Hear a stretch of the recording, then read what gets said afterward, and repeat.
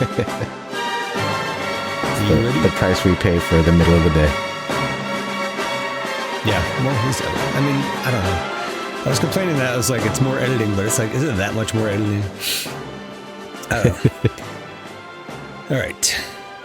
Welcome back to Absolutely the Best Podcast, a work in progress. I'm Zach. With me, as always, is my good friend George. Hello. This is Series 1, Episode 16. And today we are talking about Guardians of the Galaxy Volume 2 from May 5th, 2017. After we discuss the movie, we'll figure out where to place it in our MCU ranking and our mission to figure out which one is absolutely the best. As a reminder, we assume the listener has seen the movie before, and of course there will be spoilers. You should definitely see Volume 1 before you see Volume 2.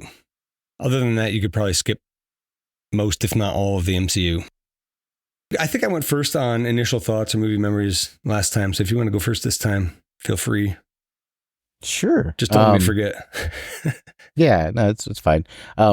Honestly, I don't really remember too much about how I felt before Guardians of the Galaxy 2. But I'm sure that after Guardians of the Galaxy 1, I would have the typical doubt about, can James Gunn pull it off again?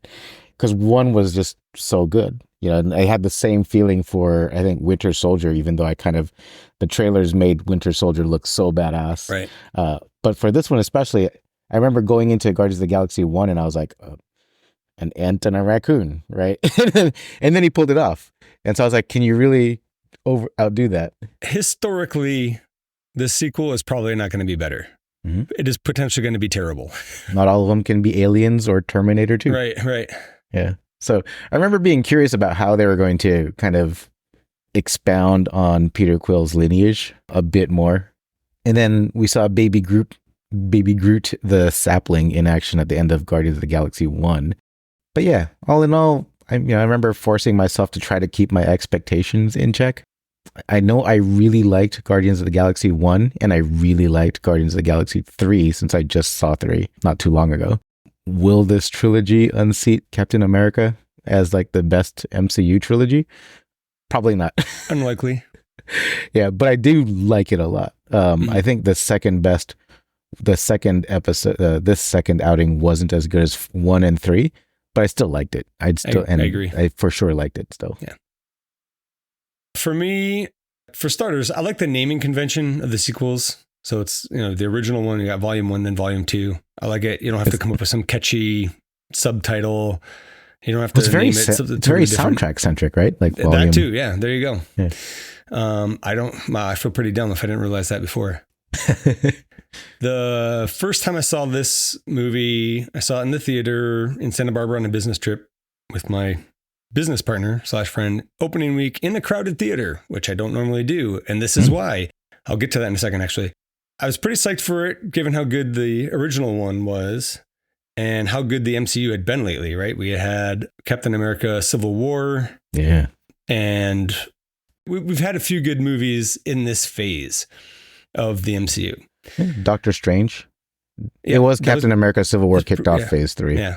Oh, was it? Okay. Yeah. I guess maybe the end of phase 2. Oh, well, I guess we had Age of Ultron and something else that were also pretty good.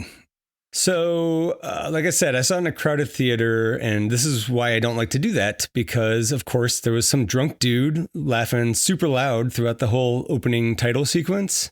What was even funny in there? I can't remember. It's just like Baby Groot dancing and stuff like that, right? Like just annoyingly loud. He was like in Cape Fear, Robert De Niro, laughing in the theater. Like it was like that, right? And he was a little bit off to my left, and then he kind of settled down for a little bit, and then once the actual movie started up, he was like laughing out loud, super loud again.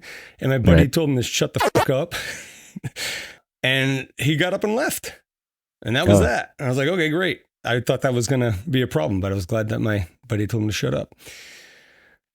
So I think of that every time I see the opening of this movie, and I didn't like the opening of the movie because of that, but also for another reason, which we'll get into shortly once we start the movie. I also remember sitting in the theater watching and thinking that it was taking a long time to get to what the movie was about. They're on Ego eventually, about halfway through the movie, like they're on Ego. And then finally it's like, oh, this is what it's about. Like, just took me a while to clue in, I guess. And overall, it's a good movie, but I don't think it's even really close to as good as the first one. It's not like a distant second, but it's definitely a second in terms of that trilogy anyway. Yeah. Well, I guess if you count the whole trilogy, I think it's a third. But anyways, now I've rewatched it again for this, and then again with the commentary, and I don't, it doesn't really change the way I feel about it. I don't think. I don't really like the soundtrack of this one so much. Didn't really do it for me. James Gunn actually mentions in the commentary that he was going for lesser known songs. So mission accomplished. I didn't know a lot of these. There's a couple of them that are good, but it's funny because I really liked one of them. Yeah, I know which one it is, and I feel the same way, I believe. If it sounds like I'm disappointed, I guess I am a little bit, but it is a good movie. It's just not a better sequel, and there's still plenty to love here. So bear that in mind as we go forward. Okay, let's get to who made this thing. Guardians of the Galaxy Volume 2 is the 15th movie in the MCU series, written and directed by James Gunn. We've filleted him plenty in the past. I don't think we need to, unless you have something new you want to add. No, I mean, just that, hey, I'm looking forward to Superman and everything in the DC universe now. I am cautiously optimistic. I mean, I'm trying to be cautiously optimistic too, but it's hard not to be optimistic given how much attention James Gunn puts on like character building and stuff. Right. Yeah, I agree. Hey, it's not the Snyderverse, man. No. I mean, he's got to go the complete opposite. Main new characters in Guardians of the Galaxy Volume 2, we have a lot of repeat ones, but the new ones, Kurt Russell as Ego. Ego is a celestial / living planet. He's the father of Peter Quill. Kurt Russell plays the part of Ego that is essentially an avatar. I think he has like a different name for it, like the something form. An extension. Yeah, it's based on an extension. Kurt Russell's great. I love him in anything I've seen him in, including this. The Thing is probably my favorite thing that he's done. Oh, that's a good one. Yeah. Then we have Pom Klementieff, might be pronouncing that correctly. I think that's good. As Mantis. And she's a humanoid with antenna that give her empathic powers. She can feel people's feelings, but she can also influence them. She is absolutely a great character. I love her so much, especially with Drax. I think she's my favorite character in the Guardians of the Galaxy group. Really? I didn't know that. Yeah. Just because her and Drax is my favorite, and the way that her and Drax interact, and the Kevin Bacon. Sorry, exactly. the Kevin Bacon special. Yeah, so I'm getting ahead of myself, but I have a note in here somewhere that I said I want a Drax and Mantis TV show, and it's like, oh, we got that. That was the Guardians of the Galaxy Christmas special where they go in search of Kevin Bacon, and that was pretty great. So that was really great. That which is weird because that had such potential to get derailed and go into terrible, overly cheesy. Totally. I was worried about it, but I love it. It's great. It's a good time. I don't know Pom Klementieff from anything else. I know I've seen her in stuff since this, but before this, I don't know her from anything else. No, same. Next, we have Elizabeth Debicki as Aisha. Aisha is the high priestess of the Sovereign. They're a gold-skinned, genetically engineered race of people. I forgot to add any notes about what I know her from. The only other thing I really remember her from is Tenet, which was after this. Oh. I'm sure she's been in a ton of stuff. Yeah. But really tall, pretty lady. She's pretty great too. Yeah. As Aisha. She's a good actress. I like her. Kind of a lesser role here. Chris Sullivan as Taserface. He is one of the Ravagers who leads the Ravager mutiny. His face is all scarred up and nasty. You wouldn't recognize Chris Sullivan in the part, but he is in This Is Us. Did you ever see that? It was like a TV show. Yeah. So he's in that, and he's really good in that. I gave up on it after a couple of seasons, but did you ever see The Nick? Was it The Nick or The Tick? Well, there is a show called The Tick as well, but The Nick is about the Knickerbocker Hospital at the turn of the 19th century or the 20th century, where it goes from 1800s to 1900s. I don't think I saw that one. Yeah. That's pretty good. It's Clive Owen as the main character, is like this main doctor. I think there's only 2 seasons, maybe 3. Yeah. But it was good. And anyways, Chris Sullivan plays like a security guard, I think. Or no, he's, I guess whatever, he's like an ambulance driver, but they didn't really have ambulances then. Yeah. But he's not a paramedic either. He's more like muscle than anything else. And like, he's just not a good dude, but he's not a bad dude. I don't know. He's an interesting character. Yeah. Next, we have Sylvester Stallone as Stakar Ogord. I don't know if I'm pronouncing any of that correctly. It's practically a cameo. He's hardly in this movie at all.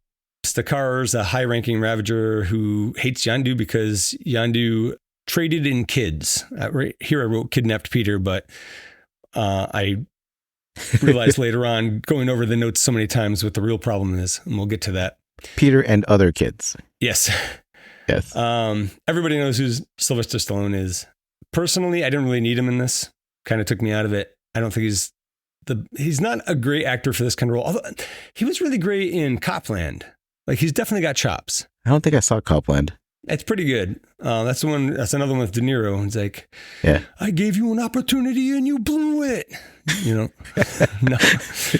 That voice. Yeah. That one's worth checking out. I'll check it out. Yeah.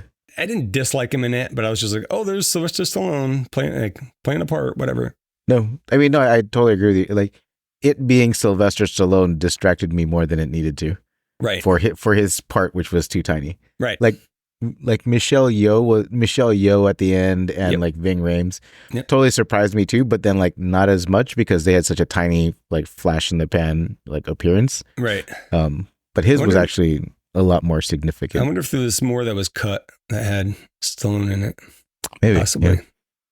Beyond that, we have the main quest from the first movie reprising their roles, including Chris Pratt as Peter Quill / Star-Lord, Zoe Saldana. Is it Saldana or Saldana? Because I always see it with the tilde over the end. I thought it was Saldana. I don't remember seeing the tilde at the end. That's what I always thought it was, but more recently I've seen it with the tilde over the end. So I've been butchering it forever.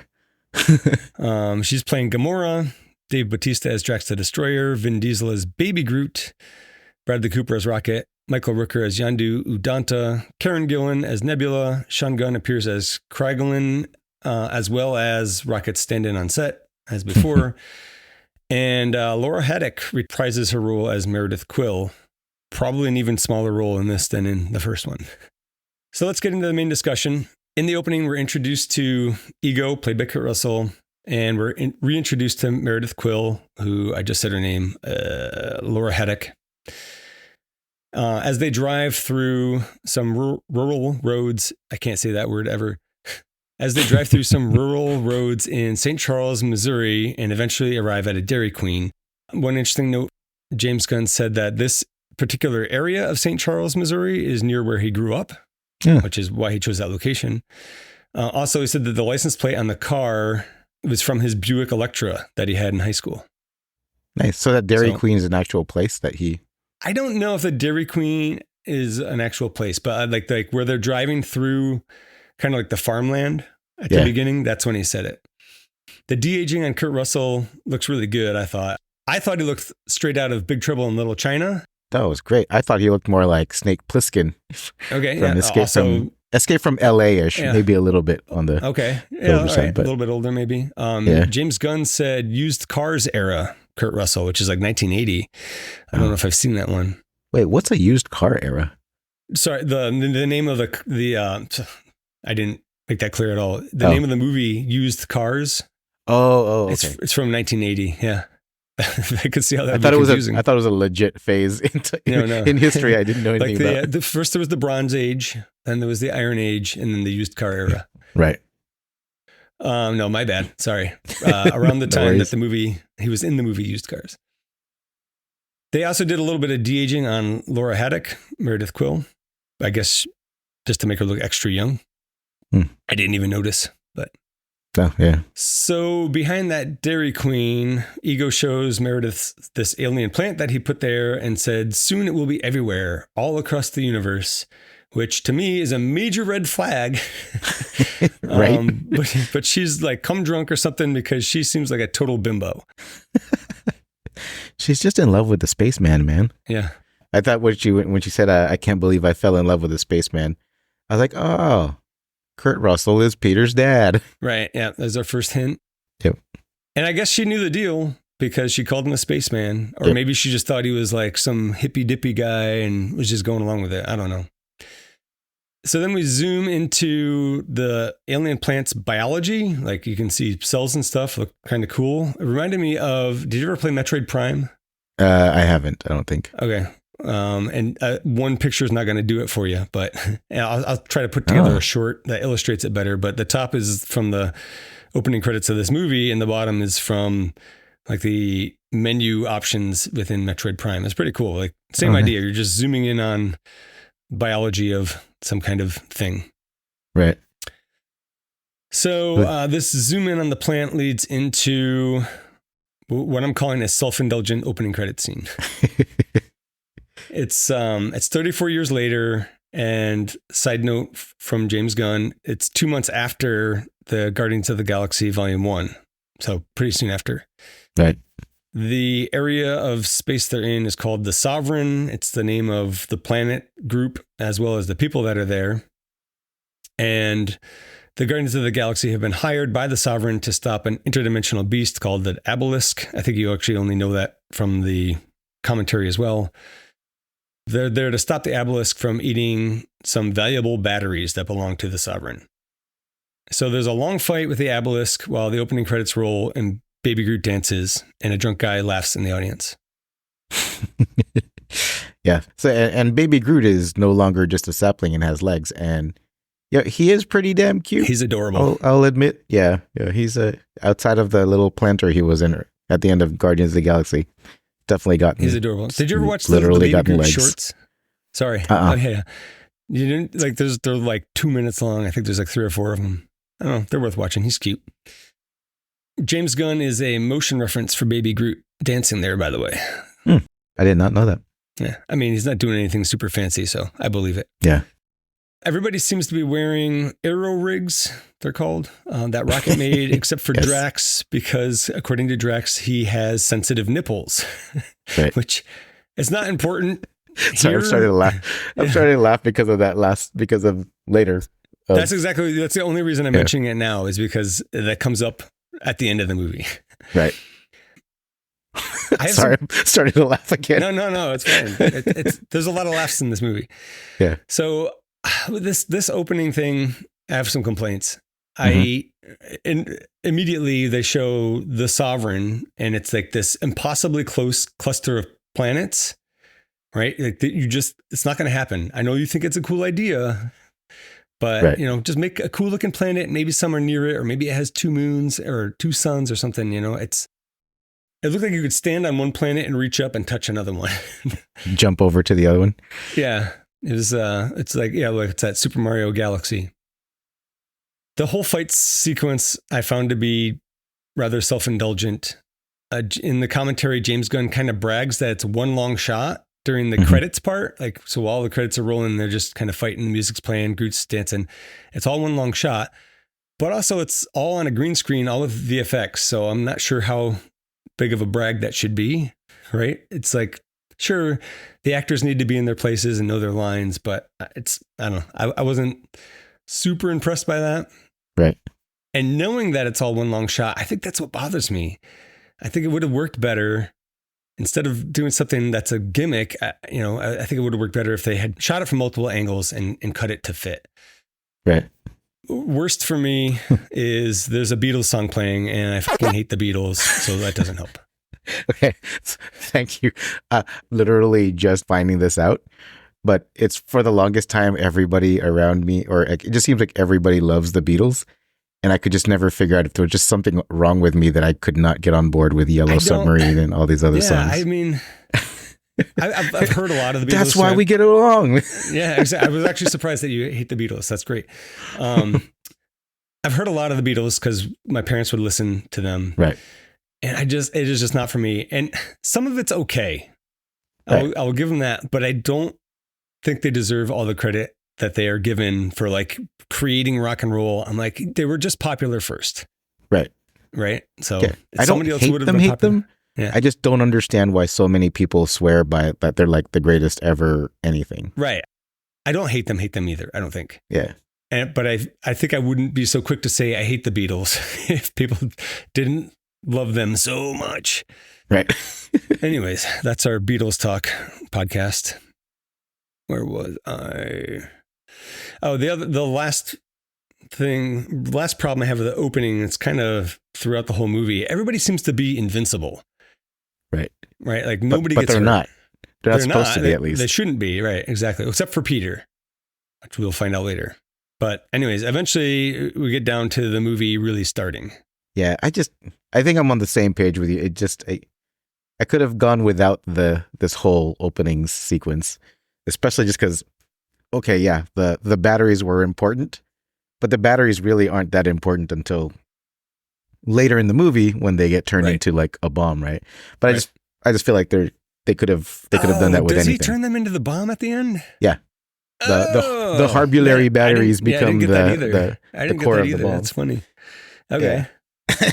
But that's literally the only place where that and the Sovereign chasing them and providing lots of hilarity, right? And I guess the context of bringing Adam Warlock into the universe, right? Right. But just that opening sequence itself, I feel like they could have done something else. The song also kind of got on my nerves. Yeah. Baby Groot dancing I liked, but the song and just everybody getting slammed, and I don't know, it didn't do it for me as much as I did like Baby Groot dancing. Yeah. Though I did love Drax's plan to hurt the creature from the inside and then jumping into his mouth to try to hurt it from the inside, and then them going like, it's the same toughness from the inside. Yes. From the outside. Like that part cracked me up. I love that so much. Yeah. He's like, I gotta, it's too tough on the outside. I got to cut it from the inside. He jumps in the mouth, and as he's jumping in, I'm like, but it's going to be just as hard on, from the inside. And then that's literally what Quill and Gamora say. It's so awesome. Yeah. That won me back a little bit at that point. Yeah. Yeah. That part cracked me up. And then Gamora just being badass in general. And when she just leaps up and sticks her sword into the one tiny cut and guts the creature with a long vertical slice from his neck to, I guess, basically neck to his nuts. And and then Drax spills out. Yep. Of course, Drax thinks that he did it. And I love his laugh. Like, he's so joyous in slaughtering this thing. I've mentioned it a bunch of times, but I love Drax. I don't know why it's so funny to me when he asks Rocket what the batteries are called. I have the clip for that. What are they called again? Annulax batteries. Harbulary batteries. That's nothing like what I just said. But they're worth thousands of units apiece, which is why the Sovereign hired us to protect them. Careful what you say around these folks. They're easily offended. The cost of transgression is death. I let that run a little long because I wanted the exposition about the batteries are expensive and don't offend the Sovereign. But I don't know why, when I watched this the first time recently for this, the harbulary batteries, I just about fell out of my chair, and I could not stop thinking about it for like days. I was just chuckling to myself. It's so dumb, but I think it's hilarious. No, it's like, no, you're not wrong, because I remember falling apart like laughing, because it's like literally Annulax battery, and then like right after he goes harbulary, like the way he says it. Not even close. And then that's what Peter says. Yeah. Right. I don't know.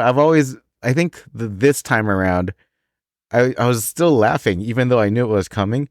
But then part of me was like, is it really that funny that Drax is this stupid? And I feel like they were kind of overdoing it a bit. But then like there's a very thin line that Drax manages to like thread. Yes. And he does it really well. Yes. Or like Dave Bautista. Does really, really well. Because it doesn't fall into the, damn, this is just too much. Right. Right. Like they do it like I agree. He does just at the right beats. Yeah. Yeah. Side note here, James Gunn said that after they worked on this obelisk scene, behind the scenes, they were joking that the obelisk just wanted to make friends, and then it ended up being attacked. And then recall that in Volume 3, that's exactly what happens. There's the two obelisks that Mantis befriends on the High Evolutionary's pyramid ship thingy. Yeah. So I guess that gave him a good idea. I forgot. Yeah, they made that appearance. Yeah. Next, the Guardians of the Galaxy go speak with the Sovereign, which are the gold-colored people. It's Elizabeth Debicki as Aisha. By the way, she said that she had gold paint up her nose and in her ears for weeks after filming these scenes. That's got to be bad for your pores. Yeah, it can't be good. The High Priestess, Aisha, thanks them and says that they couldn't have put the lives of the Sovereign in danger. But then 2 minutes later, we find out that they all fly drones and none of them are ever in danger. So is she just a liar, or was that something that was overlooked in the script? I think somewhere in my notes, I also mentioned that they're all bred for a specific purpose. Mm-hmm. And then there's a whole room full of people flying drones. And do they just suck at flying drones because that's not their major purpose? Yeah, if they were bred for that. Yeah, so maybe everybody's secondary purpose is flying a drone. Maybe because wasn't she flying one at one point? Yeah, she does. Yeah, she gets very mad when her drone gets blown up. Yep. So it turns out the Sovereign had also captured Nebula, who was trying to steal the batteries for herself, and they turned Nebula over to the Guardians of the Galaxy as part of the deal for defending the batteries. How'd they even capture her? She's pretty tough. Right? Yeah, that was my question as well. They're scared of the obelisk, and then they easily caught Nebula. It's kind of weird. I do love. I guess that's why they didn't show them catching her. Right. I do love when Peter Quill was like, "Family reunion, yay!" Yes. Aisha says she sees an unorthodox genealogy within Quill. I think that's in case you forgot the end of Volume 1, or maybe you never saw it. I wonder how she saw it. That's her sovereign eyes being able to see it. The Aisha Quill interactions were pretty funny, especially the part where he was volunteering to help her explore the old ways of procreation. Yes. And then he corrected himself super fast when he looked at Gamora. It wasn't he's like, oh, she's disgusting. That'd be gross. Yeah. And then Rocket and his whole winking shtick was also pretty funny. Yes. There's a lot of these little shticks inserted here and there that get revisited. And it's just, I don't know what it is. It's just James Gunn. It borders on gimmicky, but in some of them, they're actually pretty hilarious. The winking thing is one of the hilarious ones. I think they're not gimmicky because they're consistent character traits that maybe, yeah. Continue to pay off with the jokes, essentially. Usually it's in a joking manner, but yeah, with Rocket, it's he's just an angry raccoon. Yep. And so he is a dick. And so he pushes the envelope, but with this sarcasm. Anyway, it turns out that Rocket has a bunch of the batteries in his satchel. Instead of just protecting the batteries, he had jacked a few of them. And we all know that this isn't going to end well for the Guardians, or at least everybody involved. Yep. And while the Guardians leave the Sovereign Planet, Chris Pratt shows off his Marvel body one more time. I mean, if you work for it, you got to show it off. Yeah. And then, I think throughout the whole series, Gamora and Peter Quill start talking about how she really doesn't care about how he flirts with the High Priestess. I love Peter Quill's shirt here. When he shows off his Marvel bod, right? He's changing shirts and he puts this one on. I want it so bad. I don't know what it says. It looks like it says Yeheb Betchy. Really? In the commentary, James Gunn said something about it. He claims that it says gear shift in a foreign language, but I think it's an alien language that they made up for the movie. It doesn't look like any language. I mean, I'm by no means an expert in languages, but it doesn't look like any kind of alphabet I've ever seen. But anyways, gear shift is supposed to be a type of candy. It's kind of more spherical M&Ms, and that's what's in the bowl on the ship that I think Baby Groot eats them all the time. I didn't know that. I want that shirt. It's awesome. I don't know why. Anyway, they leave on the Milano and they start playing the Awesome Mix Volume 2. I don't know what song it was. I didn't make a note of it, but I just didn't like it. Yeah, they weren't as ear catchy as the first one. No. I mean, I think he used up a lot of the ones that he could for the first one. And like I said, he claimed that he wanted to do lesser known songs, and maybe that's the case. Yeah. But I guess that's why I didn't know it. And I don't like anything that I don't know. So on the ship, Drax has a pep talk for Peter. And I got a clip. It's a little bit long, but I think it's worth it. Gamora is not the one for you, Quill. There are two types of beings in the universe. Those who dance and those who do not. I first met my beloved at a war rally. Everyone in the village flailed about, dancing, except one woman, my Ovette. I knew immediately she was the one for me. The most melodic song in the world could be playing. She wouldn't even tap her foot, wouldn't move a muscle. One might assume she was dead. That does sound pretty hot. It would make my nether regions engorge. Okay, I get it, yes. I am a dancer, Gamora is not. You just need to find a woman who is pathetic. Like you. I like how that ends. Find someone who's pathetic like you. Exactly. That's going to be my relationship advice from now on. I mean, it's not bad advice. You know, find someone like you, if it happens to be pathetic, then. The movie also establishes that Nebula is still pretty pissed at Gamora. They're just fighting amongst one another, bickering really amongst one another. And it looks like the Sovereign Fleet is after the whole gang after all, because they found out that about the stolen batteries. And just hilarity ensues. Yep. The bickering between Peter and Rocket is especially amusing to me. I just like the dynamic between the two when they're trying to pilot the quasar, or what is it called? The quantum asteroid field. The quantum asteroid field, yeah.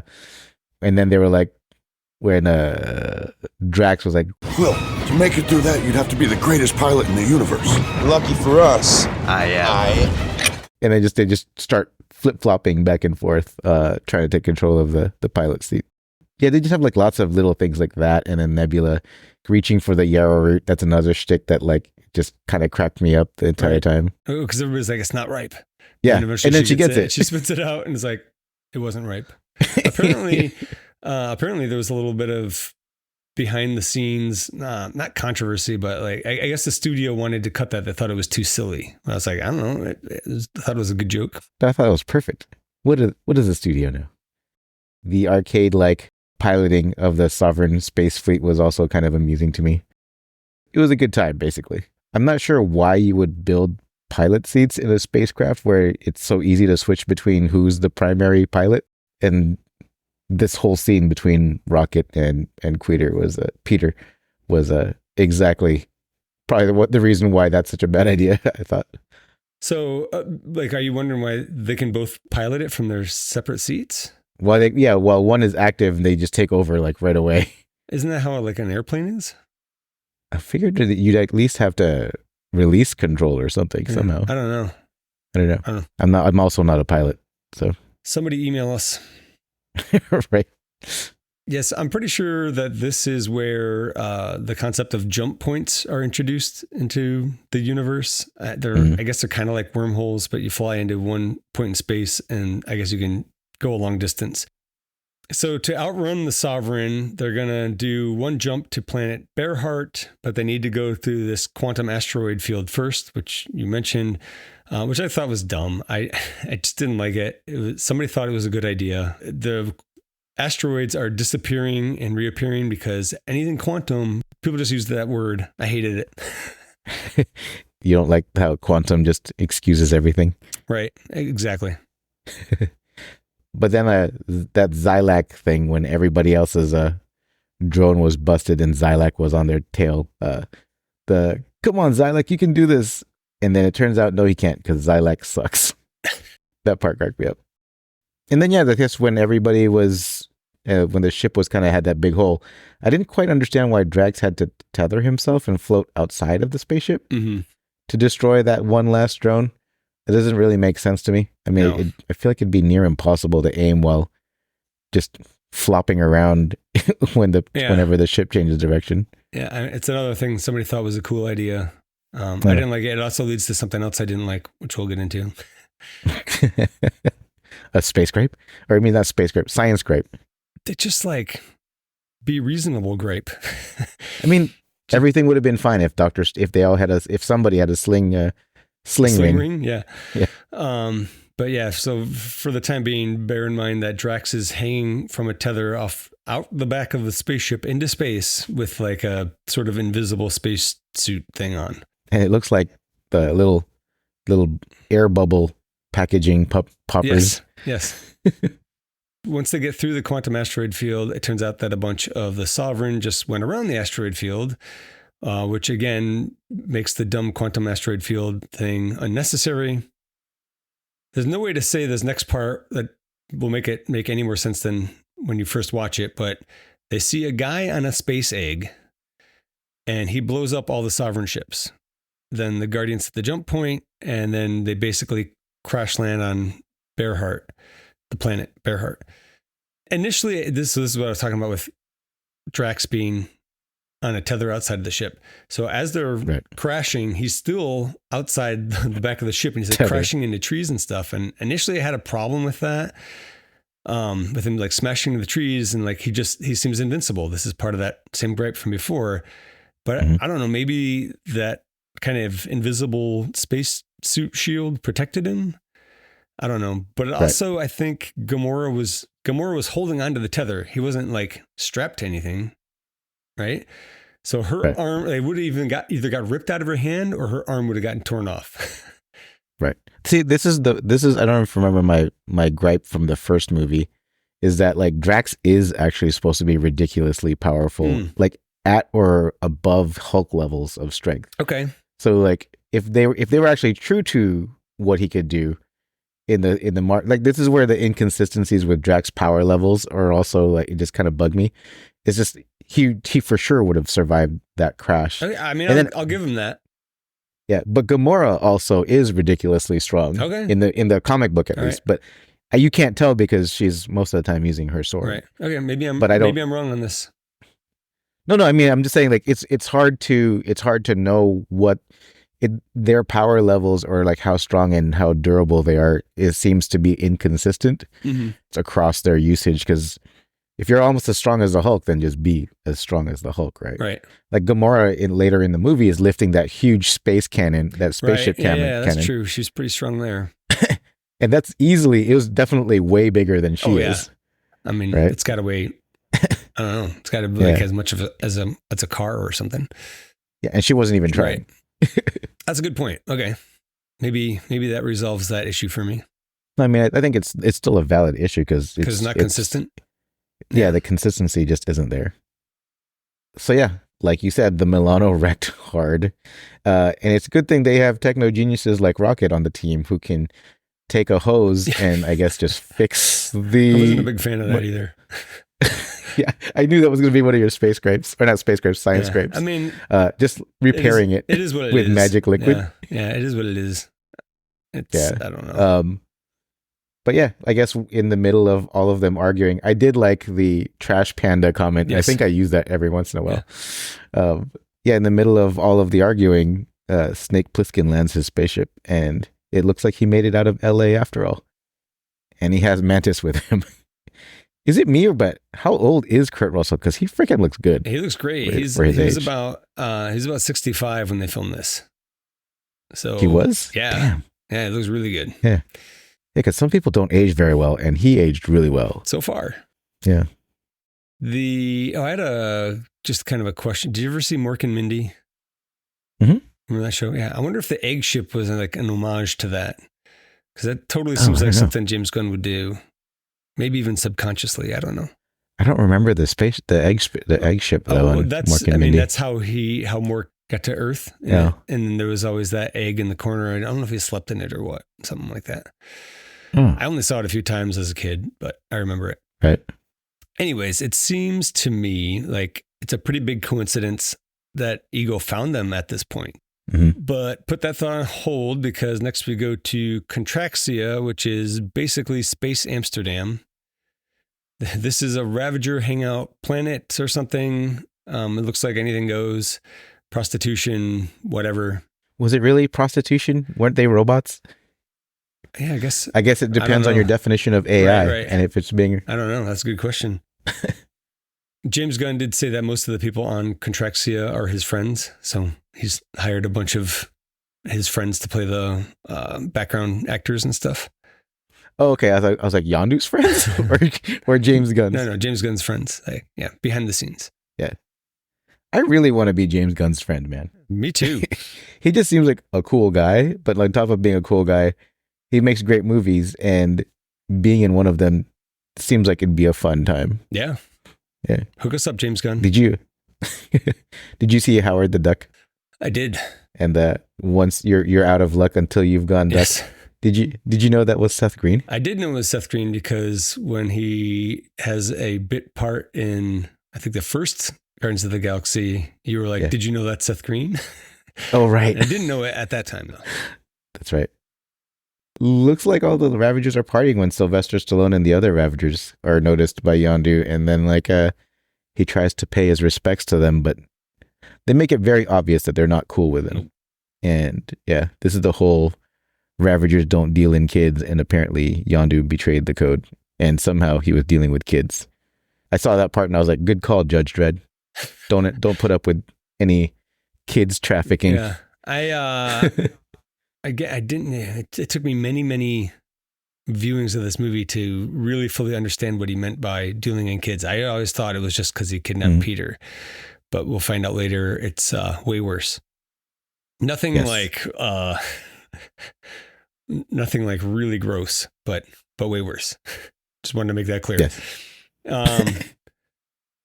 So Stakar rips Yondu a new one, and he says something like, there won't be any horns of freedom when you die, and the colors of Ogord will not flash over your grave. And is being a Ravager a religion or something? Like, that seemed really weird to me. Honestly, I thought they were just a bunch of mercenaries. Yeah, that's what I thought too. They were just like hired hands. Right. And actually, even beyond that, more like space pirates. Yeah. So the whole like horns of freedom thing, I was like, oh, that's a bit much. Right. Like, you guys aren't like an elite universe traveling like special forces group. You're a bunch of pirates. It seems a little bit like they're trying to tack on like a mythology, like the Asgardians. Yeah. Right. But I don't know. I didn't get that at all from the Ravagers. So Taserface is there, played by Chris Sullivan. He thinks Yondu's going soft. Kraglin sticks up for Yondu here for now. Yeah, I thought that was very cute. He was if he's so soft, what are you whispering for? And I think I was like, yeah, you tell him, Sean Gunn. Tulk, played by Tommy Flanagan, tells Taserface to watch what he's saying about the captain. So he's also sticking up for Yondu.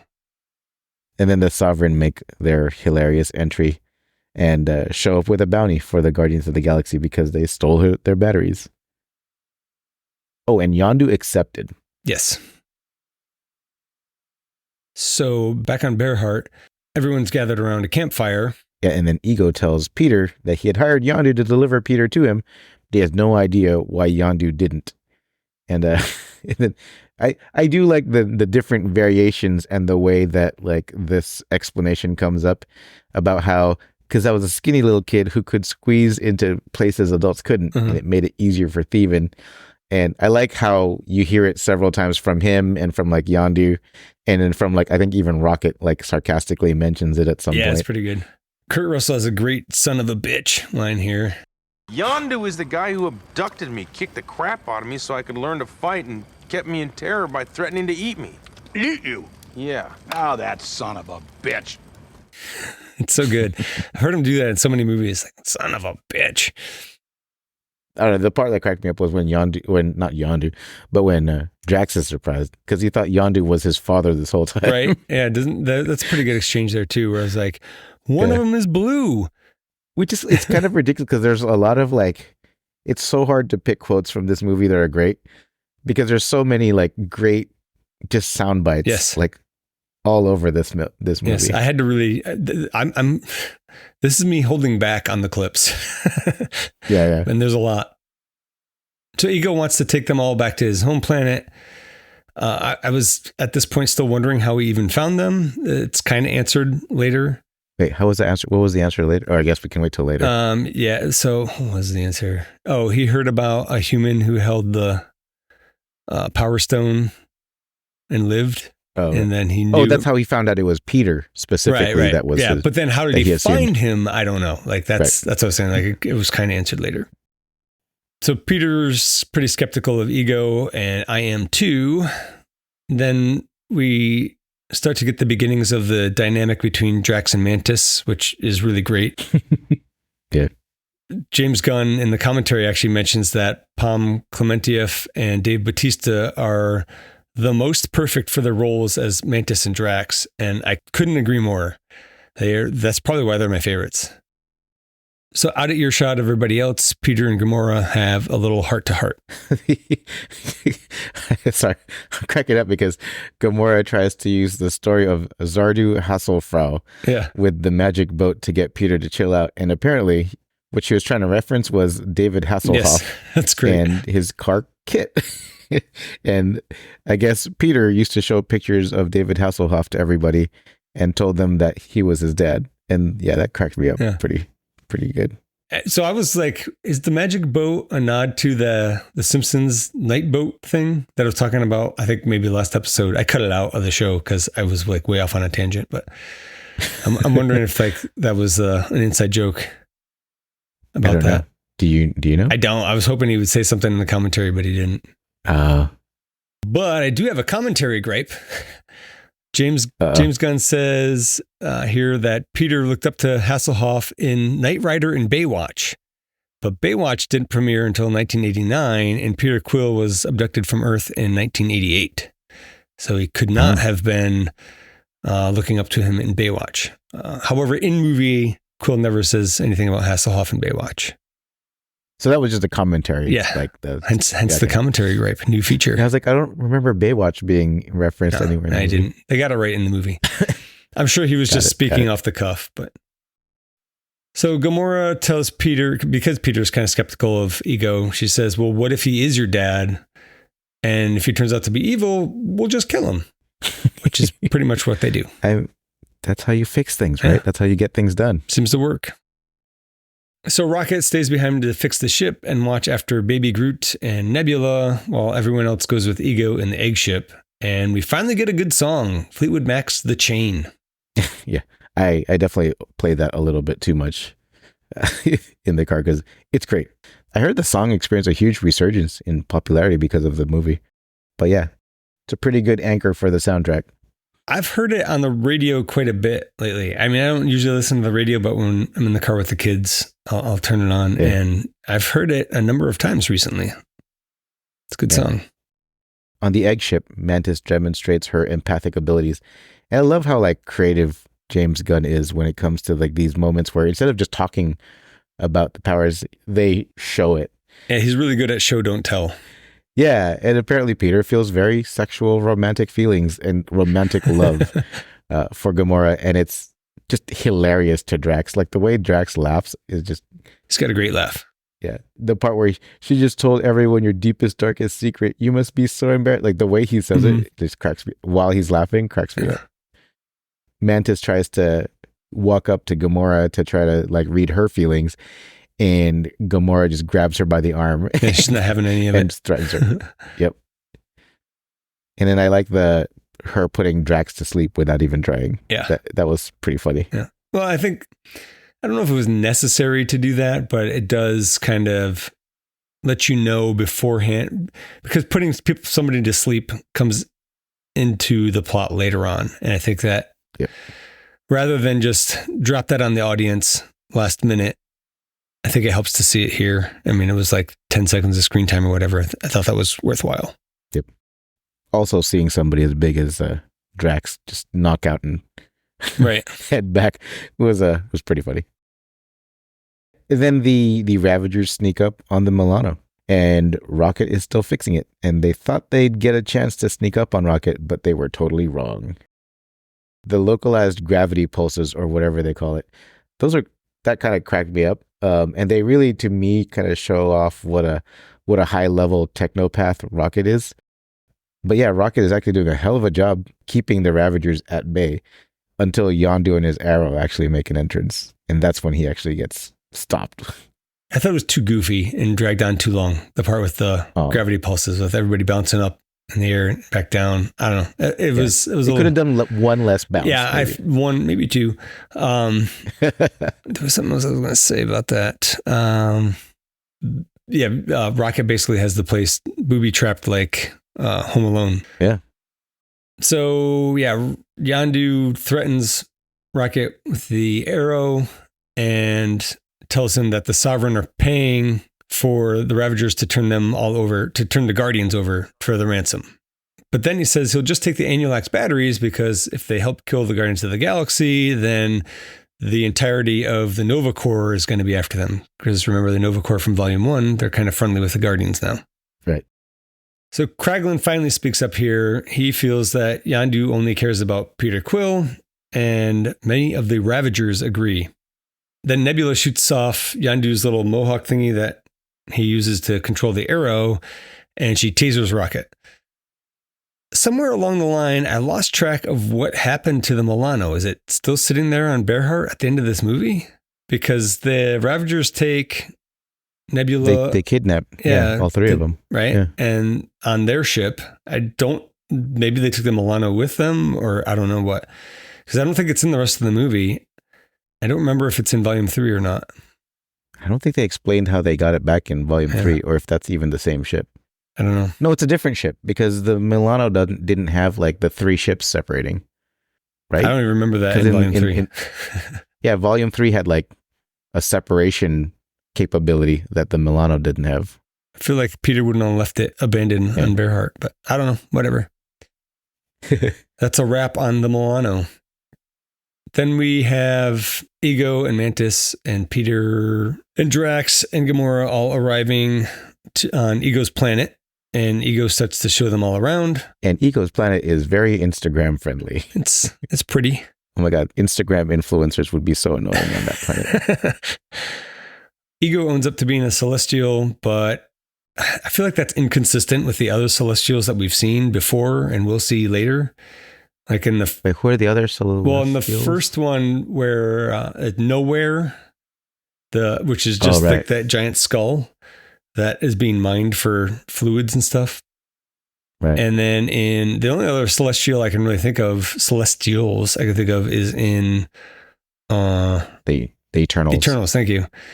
And there's like, you see one like way out in space or whatever. And then there's the one that's actually coming out of the earth. And like, there's just the giant hand. So here Ego, we eventually find out he is the planet, but in the core of the planet is like this brain that is basically Ego.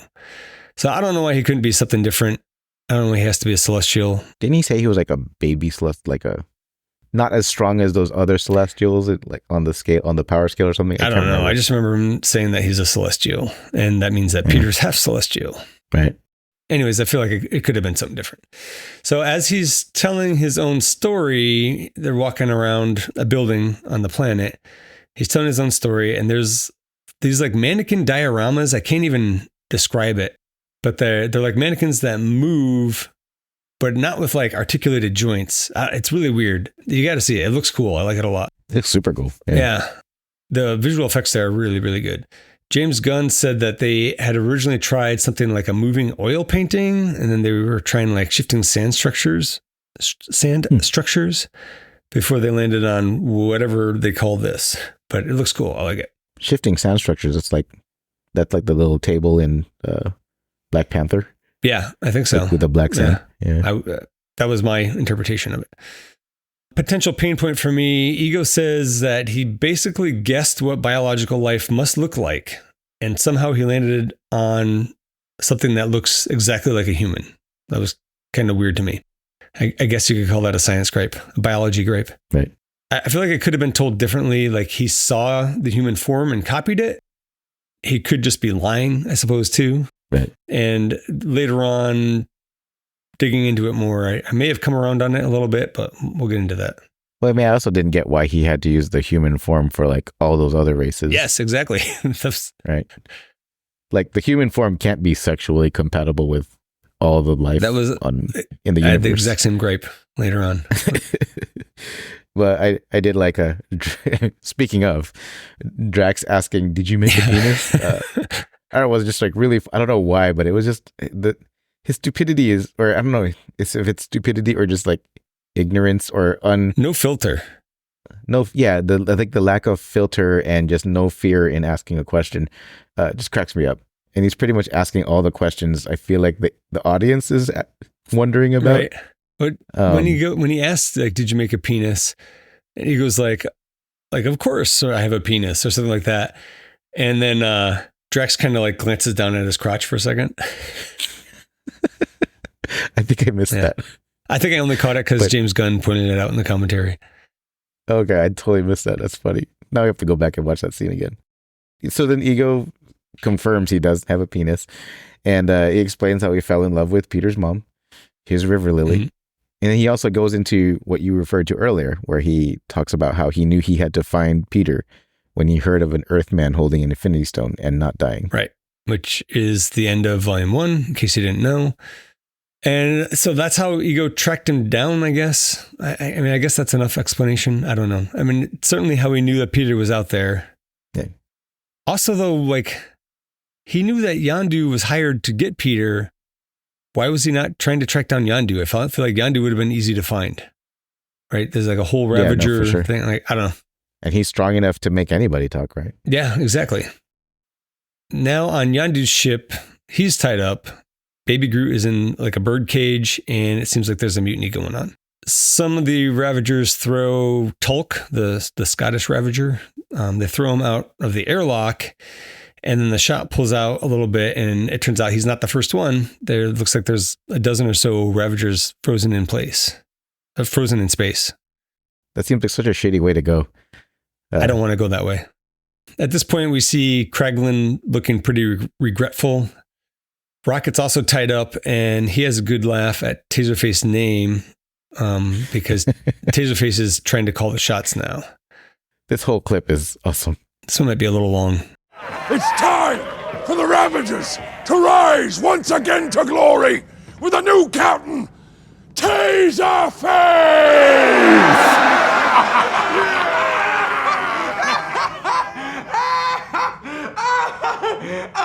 I'm sorry. Your name is... It's Taserface? That's right. Do you shoot tasers out of your face? It's metaphorical! I just keep imagining you waking up in the morning, sir, looking in the mirror, and in all seriousness saying to yourself, you know what would be a really kick-ass name? Taserface! That's how I hear you in my head! I can't take it anymore. What was your second choice? Scrotum hat? Yeah, it's a pretty long clip. That scene always cracks me up because it actually makes me think of that Seinfeld episode. Right. I don't know if you saw that when George is trying so hard. Yeah. Yeah. When he's trying so hard to convince his coworkers to nickname him T-Bone. T-Bone. That's good. I cut that down some too, actually. I don't know. I don't know if I'm going to let the whole thing run for the actual podcast. But anyways, I do remember thinking that the Taserface thing was funny when I saw it in 2017, but I don't know, it didn't hold up for me at the end. I think it would have worked better if Rocket had been trying to distract him with conversation or like making fun of him, but that doesn't, I mean, he just gets locked up in a cell with Yondu later on. So I don't know. It didn't make me laugh this time. Past the metaphorical part anyway, the it's metaphorical, I thought was still funny. Yeah, the metaphor, I don't know why the metaphorical part gets me. So Nebula says that's enough killing for the day. And it looks like she's the one who's actually calling the shots here. She wants in on the bounty, and Kraglin ends up giving her a ship and the coordinates to Ego's planet. Kraglin's like, what are you going to do with your share?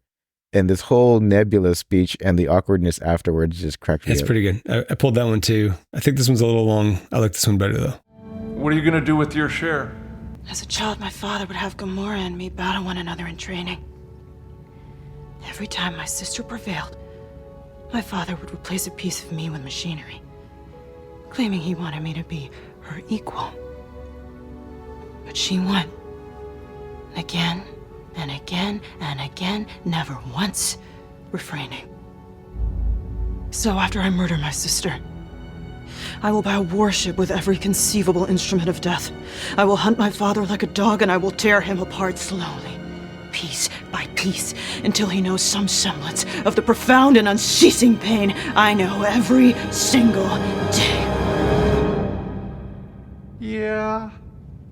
I was talking about like a pretty necklace or a nice hat, you know, something make the other girls go, ooh, that's nice. Anyways, happy trails. That's great. I also like that clip though, because it gives you a little bit a lot more really, of Nebula's backstory and why she's so cranky, for lack of a better word. Back on planet Ego, Peter has a heart-to-heart with Ego. Yep. And he pleads with Peter to give him a chance to be the dad he knows Meredith would have wanted him to be. He kind of talks Peter through his first exploration of his powers. And I gotta admit, it was impossible not to chuckle at the father-son energy ball catching thing, but it was a little on the cheesy side for me. Yeah, it was a lot on the cheesy side to me, but yeah, I get it. I guess I get it. Yeah. Drax and Mantis have their own heart-to-heart, and this is more of why I love them. Drax tells her that she's horrifying to look at, but that's good because people will love you for who you are. And he says that beautiful people never know who to trust. I don't know. That's why that's why I can't trust anyone, George. Then she literally feels his loss. She puts her hand on him and does the empathy thing and feels that he had lost his wife and child. That was a really sad moment, I think. Yeah. Just her being able to understand it underneath all of these like stupid one-liners that he has and stuff. Having lost his daughter and his wife, he actually has experienced like some terrible shit. Yeah. You know. And she comes around to really wanting to tell Drax something after she gets a glimpse of that pain, but then Gamora interrupts her. And foreshadowing intensifies. Yes. Especially the part where Gamora asks Mantis to show her where they'll be sleeping, and she's starting to wonder why there's no one else around on the planet. Yes. So we go back to the Ravager ship where Rocket and Yondu are locked in a cage now. I feel like there's an unnecessarily long scene where the Ravagers are taunting Baby Groot. Yeah. Jeff wants to smash him, but he apparently is too adorable to kill. Yeah. Jeff, played by Steve Agee, by the way, if you know who that is. I don't actually. He's a stand-up comedian, but the thing I know him from most is the Sarah Silverman show, where it's him and Brian Posehn are like a gay couple. Mm. I guess not like a gay couple, but a gay couple. Yeah, so and Yondu ends up shedding a bit more light on his backstory with the other Ravager captains. It turns out he and the other Ravager captains weren't too different from Rocket and the Guardians. I don't know how you feel about this scene, but Yondu and Rocket basically try to get Baby Groot. I'm a fan. To get his prototype fin. Yeah. And it was pretty hilarious, but I think like some of the objects that Groot brings back, like Vorker's cybernetic eye, which cracks Rocket up a lot, did crack me up. But there were things like the desk that I didn't really need to see. The desk was a step too far, maybe. But I do like that he brought back the severed toe one time. Where did he get that? I like Rocket's comment there. Like, you guys don't have like a fridge full of severed toes. Yeah, that one was pretty funny, dude. But yeah, I feel like it went a little bit too much, like the bouncing for you. It went a little bit longer than it needed. Okay, I'll give you that one. Yeah, it reminded me a little bit of The Mask, where Jim Carrey's telling his dog to get the keys, and it comes back with the cheese. That's actually a pretty good one. Same joke, basically, but. So Kraglin actually catches Groot looking for the fin. Like, it looks like, oh no, he's caught, but it turns out that Kraglin just helps him out because he didn't mean to do a mutiny. Right. Then, this bothered me. Rocket wants a copy of Quill's old music for some reason. And then they start playing the music to attract attention, right? So the Ravagers start coming into this room where they are, and Rocket's still installing the fin on Kraglin's head. You mean Yondu's head? Or sorry, yeah. Rocket's still installing the fin on Yondu's head. And I'm just like, why wouldn't you have gotten that done first before you start playing the music? Like, so I've thought that having the music be diegetic was completely unnecessary and stupid. The music does add to the scene. It could have just been part of the soundtrack though, because it looks really cool when Yondu is just slaughtering Ravagers and it's just raining bodies. Yeah. Baby Groot gets a hold of the guy who was really harassing him before, kills him, and Rocket gets a few of the mutineers as well. Then Yondu blows up most of the ship while him and Kraglin and Groot and Rocket all escape. Was the guy that was harassing Baby Groot, was that Flea or something? I don't know his name. Okay. It was just some bald guy. Oh, I'm sorry. Was the actor Flea? I don't think so. Okay. Maybe. It did kind of like if he grew like a goatee. He looked a little like him. Yeah. Now I want to know. Hold on a second. No, he wasn't. Right. And then just before Taserface meets his demise, he decides to put in a call to the Sovereign and rats Yondu and the Guardians out. And that was it was also funny that they couldn't help but fall over laughing when he tells them to say his Taserface was his name. Yes. I thought it paid off there finally. Yes. Yondu and company head to Ego's planet, which requires like 700 jumps, which I thought was ridiculous. It didn't need it. It was attempted humor. It did nothing for me. I hated that part. And watching it with the commentary, James Gunn loves the goofy ass jump sequence, especially when Yondu's mouth is all big. I don't know. It wasn't for me. I don't know. I guess it was for kids who were watching the movie. I don't know. Yeah, I don't know. Didn't care for it. Didn't really do anything for me either. I mean, it looked very, like you mentioned the mask. It felt very much like the mask. Yeah, exactly. Yeah. Good point. To me. Yeah. And also, why would you need 700 jumps? Instead of just one? Right. Or maybe 3. Because the whole thing is supposed to be, and James Gunn says as much in the commentary, the whole thing is supposed to be kind of like a subway system, right? But a subway system of wormholes or whatever. So like, you don't need to take 700 trains to get from like Harlem to Staten Island. Right. It's like 2, maybe 3. Right. So I don't know. I thought it was totally like 700 was ridiculous. Anyways, on Planet Ego, Peter puts the moves on Gamora. And I think it was around here the first time I saw it when I was thinking, when are we going to get to what this movie is about? Gamora thinks that something's up and Peter's kind of a dick about it. I finally found my family. Don't you understand that? I thought you already had. That's a great response from her. Yeah, that's awesome. So Gamora goes to pout in a field because she's upset with Peter. And somehow Nebula finds her right there. I don't know if Kraglin managed to have the coordinates for where Gamora was going to be, but that seemed a little unrealistic to me.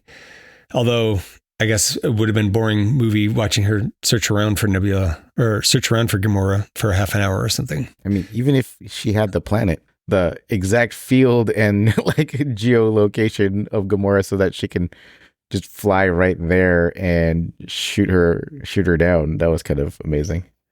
Yeah. Nebula tries to shoot her from the spaceship. She almost crashes the spaceship right into Gamora. I want to point out here that James Gunn says that North by Northwest kind of inspired that scene. Have you ever seen that? I don't think I've seen it. You've probably seen the scene that he's referring to, but it's, I don't remember the actor's names. Somebody's going to be mad at me for that, but some famous actor.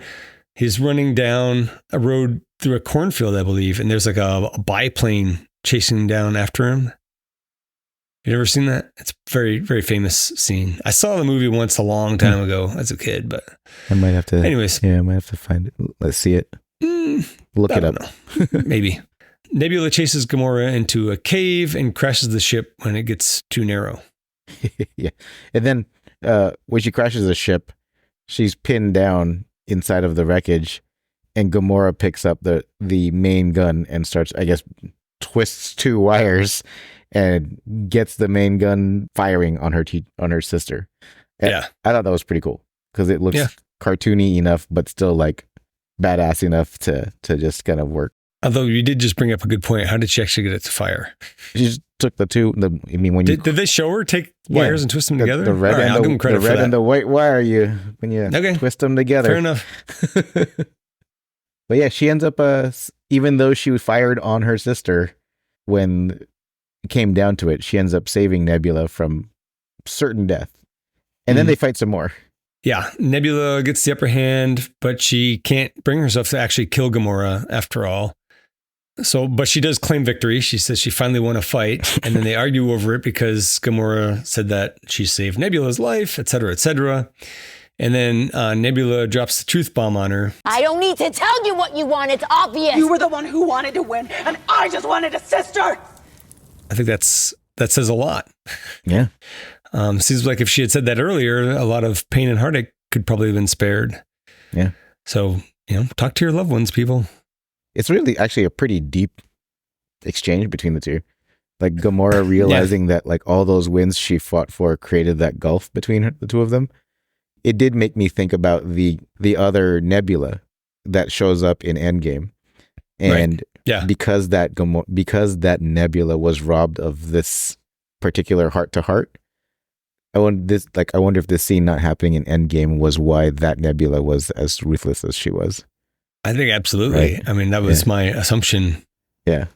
Once I saw that in Endgame, I don't think I was like, oh, it's exactly like, and it's because she missed this one scene in Guardians of the Galaxy Volume 2. But I remember thinking that she missed a lot of relationship building. Right.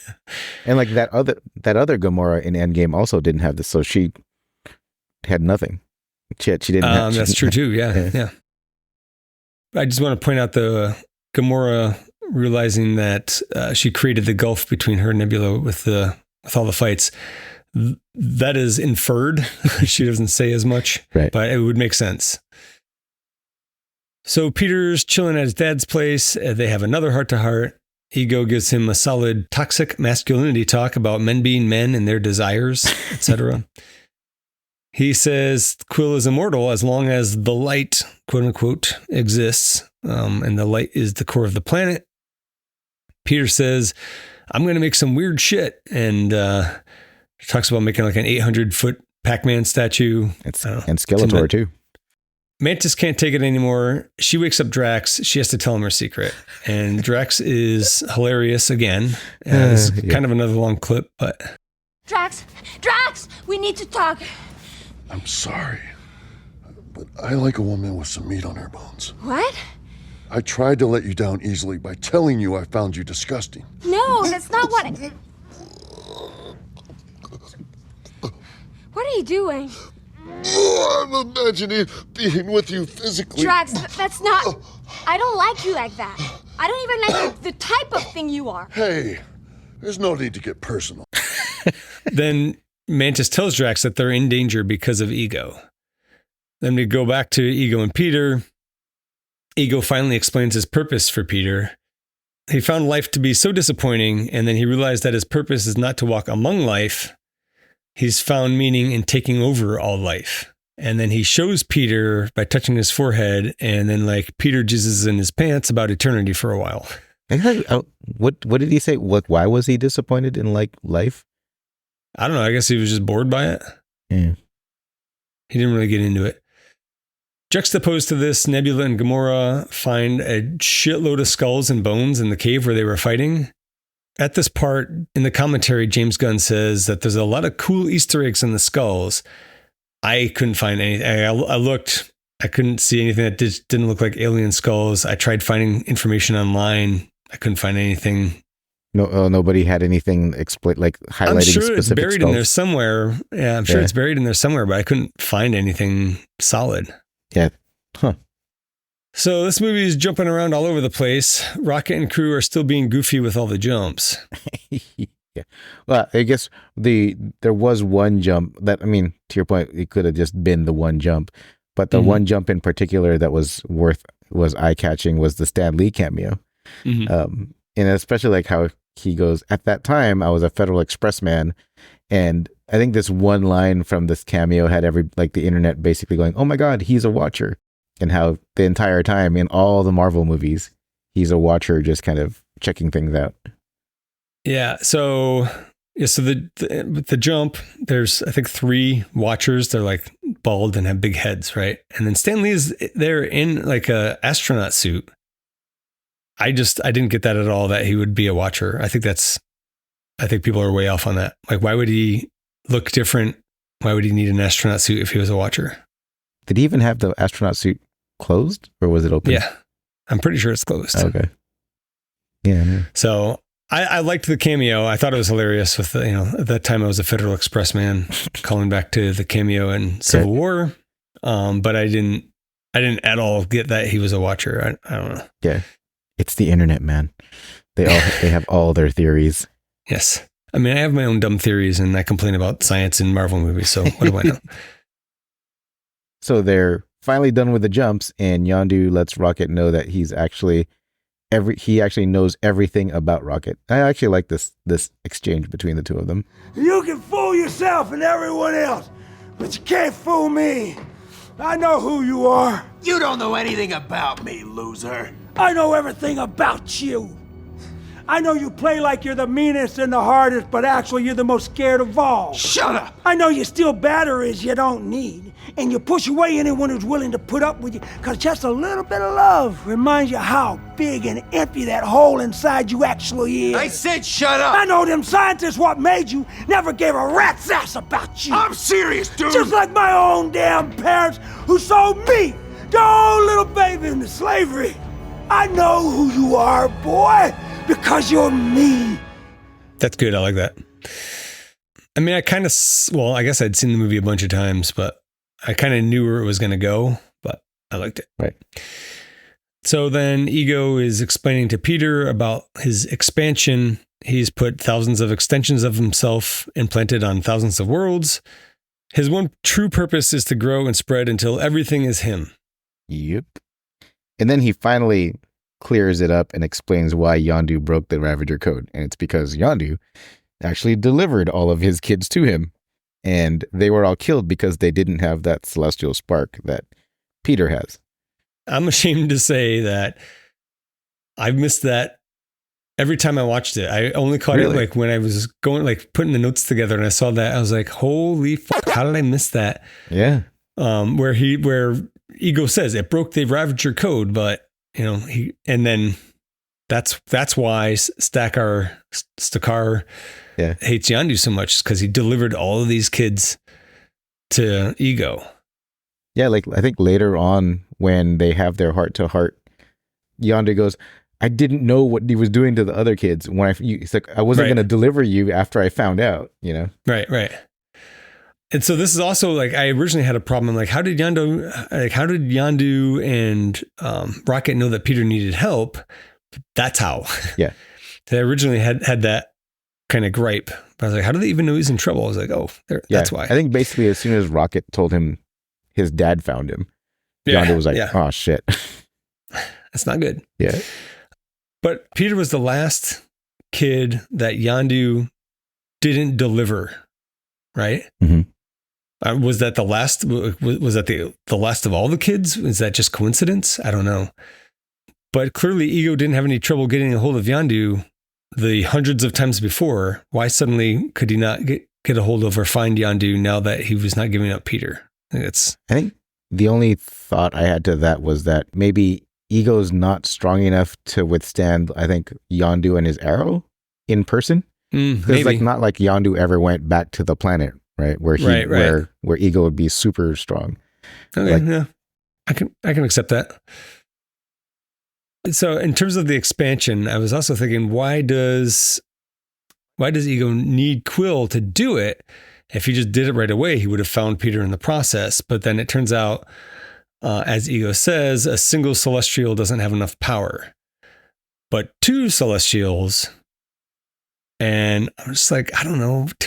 Is two really enough? One isn't. Two is. Is he even? Also, Peter's only half Celestial. Yeah. Does he even count as two? Yeah. So I don't know. There's a little bit of hand waving there, but anyways, Peter still looks cum drunk while Ego goes on about it. He says he tried to couple with a bunch of other species, and I immediately had questions because, and I think you brought this up before. Of course, a human can't couple with anything other than a human, right? So couldn't he have taken the form of the other species to couple with them? Because, and I know that I don't know that he didn't, but according to the little dioramas that are playing out, it's like human Kurt Russell making out with like squid-faced aliens and stuff. Right. So, of course he couldn't, but also then like he's clearly was able to make children with these things. They just didn't have the light, right? Right. So this kind of explains a little bit to me. I guess since he took the form of what he thought was most compatible with life or whatever it was that he said, and that turned out to be human, I guess it makes sense that only the human coupling worked out. Right. Anyways, Then we get the reveal that all the skulls and bones that Gamora and Nebula found are all the failed children, the ones that didn't have the light. I'm still at how did he arrive at just given how random the human form is, how did he just magically arrive at this is the form that makes sense? Right. That's why I think he should have seen a human and was like, oh, that's life. I'm going to imitate that. Right. Because especially given how just random everything was that lined up for our own evolution, right? Assuming you believe in evolution. I mean, you mean how God created us? Yes. But that's another podcast. Yes. So they find all of this out. Well, the gang finds this out, and Nebula wants to just get off the planet as soon as they all get together and discuss it. But Gamora says no. And I like this interchange too, because again, this is just really great writing where Nebula's like, all any of you do is yell at each other. You guys aren't even friends. And then Drax just has this heartfelt, you're right, we're family. And he goes, we leave no one behind except maybe you. Yeah. It's I love that delivery. Just goes, I don't know. It cracks me up because especially that last part. Yeah. Classic Drax. It really is. So Peter's bumming out now because he realizes that when everything is ego, his friends will be gone.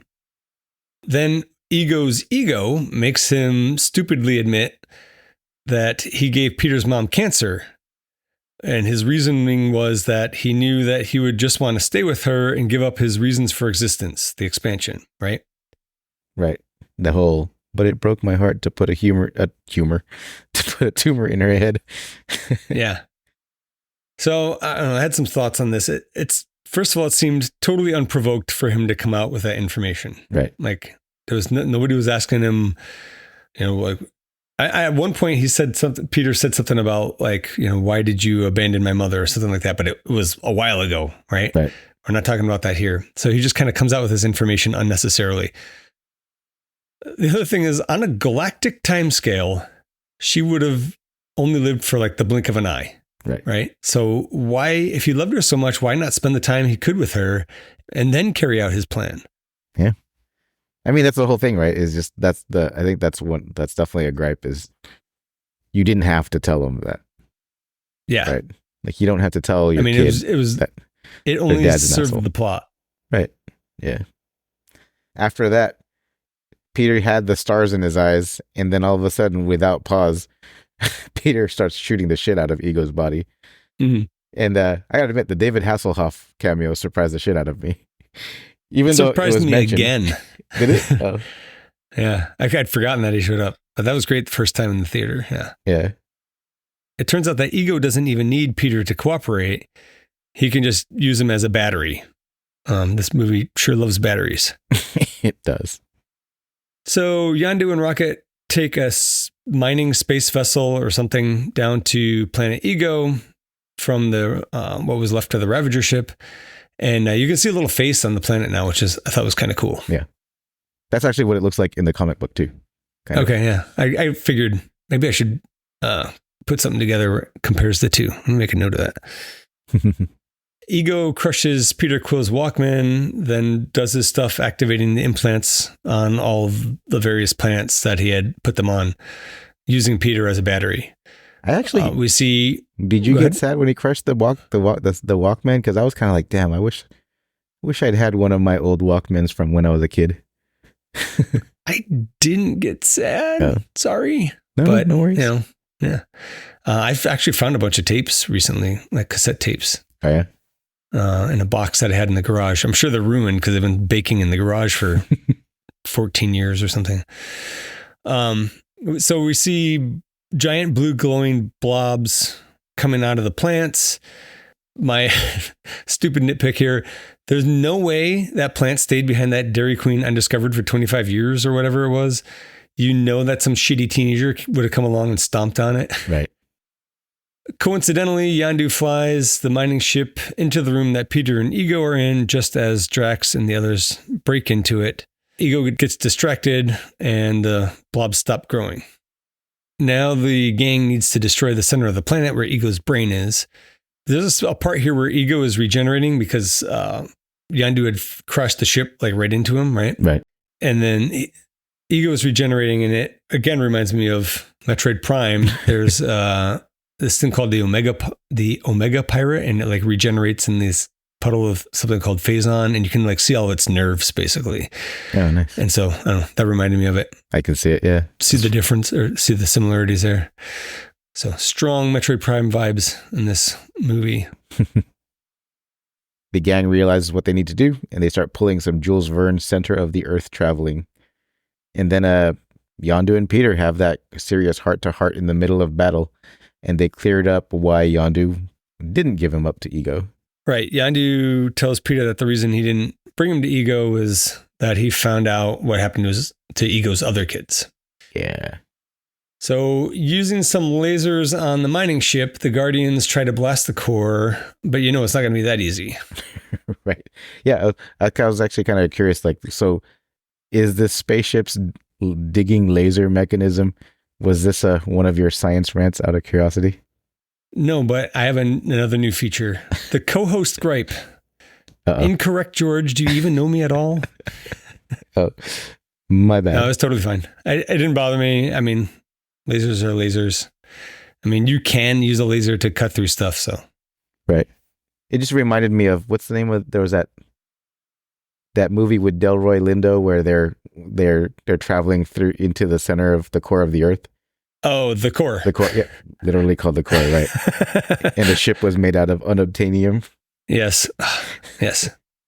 That is a movie for you.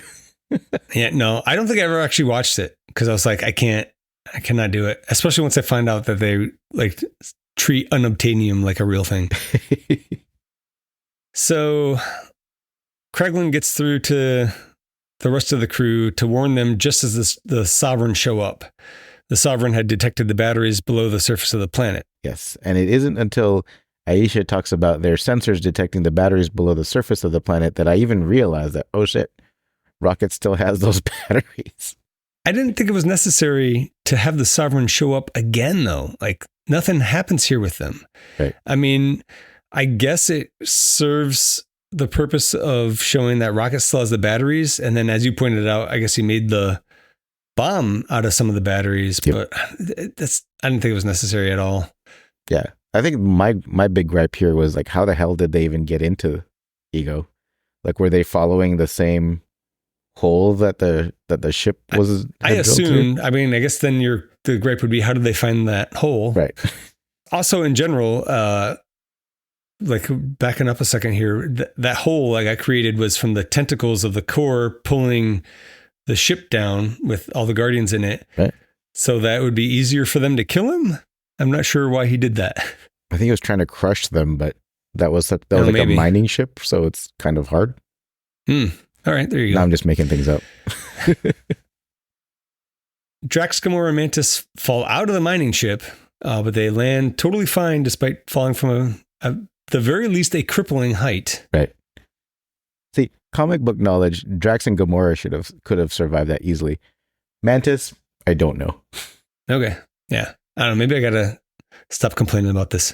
No, I mean it's fair. It's fair because right. Nothing previously establishes that they're that resilient, right? Mm-hmm. So the plan is to blow up the core with a bomb that Rocket made, as you correctly identified, from the Anulax batteries or Harbulary batteries you prefer. They're forever Harbulary batteries to me. I love it so much. I want that to be one of the trivia questions. Like, what did Drax call the Anulax batteries? The plan is to blow up the core with the bomb that Rocket made, but this is going to cause the planet to explode for reasons. Right. So they'll have to escape fast. Yeah. So like, I guess this is another one of my gripes that comes up is with Rocket being as like wicked smart as he is, why did he create the bomb with an instant explosion button? Why not just have the 2 switches and the 1 button that triggers the timer? I took it to be kind of like a last ditch effort. So right. Like if they weren't going to make it off, maybe they could just blow it up and take out the core with them. Right. But also, why not have a remote instead of needing to set the timer? Right. Because like, is it ever going to be perfect? No. I mean, I feel like, well, I'm going to get into this later. I'll get into it into the email section later, which might be a separate episode if we go too long here. Okay. So it will have already been discussed, or we will discuss it in a moment. Okay. In a moment. They need Mantis to put the whole planet Ego to sleep. She doesn't know if she can do it. And Drax says that he believes in her, and so she tries. And she does it, and Drax continues to crack me up with this line. I never thought she'd be able to do it, with as weak and skinny as she appears to be. He's great. He really is. So Baby Groot needs to get into the small spaces of the core to plant the bomb. It's a terrible idea, but it's the only idea that they have. That's a line from the movie. That's not a criticism. Right. At least they're honest. So, yeah. So now we get to my favorite, totally unnecessary part of the movie. Rocket's explaining to Groot what to do and what not to do with the bomb. It's way too much for a clip, but right. Basically, as you pointed out, one of the buttons starts the timer, the other button immediately blows it up, and Groot cannot get it right. And it's this amazing act break in the middle of all this tension, and it goes on for a very long time, but I don't know, it's still funny to me. Right. I feel like it makes up for a lot of the comedic choices that didn't work earlier on. Even at one point, they're looking for tape so they can label it. Somebody's like, would Scotch tape work? And then you just hear Peter going like, why would you ask me if Scotch tape would work if you didn't have any Scotch tape? You are wasting a lot of time here. That's pretty so they funny. even like call that out that they're wasting the time. Right. It's great. And then eventually Groot just goes for it, manages to hit the right button. Yondu destroys all the Sovereign ships with all the mining lasers or whatever, which is kind of cool. But again, I didn't think the Sovereign even needed to be there at this point. Right. I want to talk about the Sovereign's motivations here. They're still trying to recover the Anulax batteries or the Harbulary batteries. Right. They're very valuable, quote unquote, right? And Rocket stole maybe 6 of them, right? Is 6 of these batteries worth more than the dozens, if not hundreds, of drone ships that the Sovereign have lost trying to recover the batteries? Oh, I think that they actually talk about this in the movie. I think Aisha was explaining it to somebody that they couldn't let the insult go unpunished, and that's otherwise their reputation was going to get tarnished. That would explain it. Yeah. I mean, it's still dumb, but I mean, at least it's like, I could get behind that at least. Like they're going way too far for something so minuscule.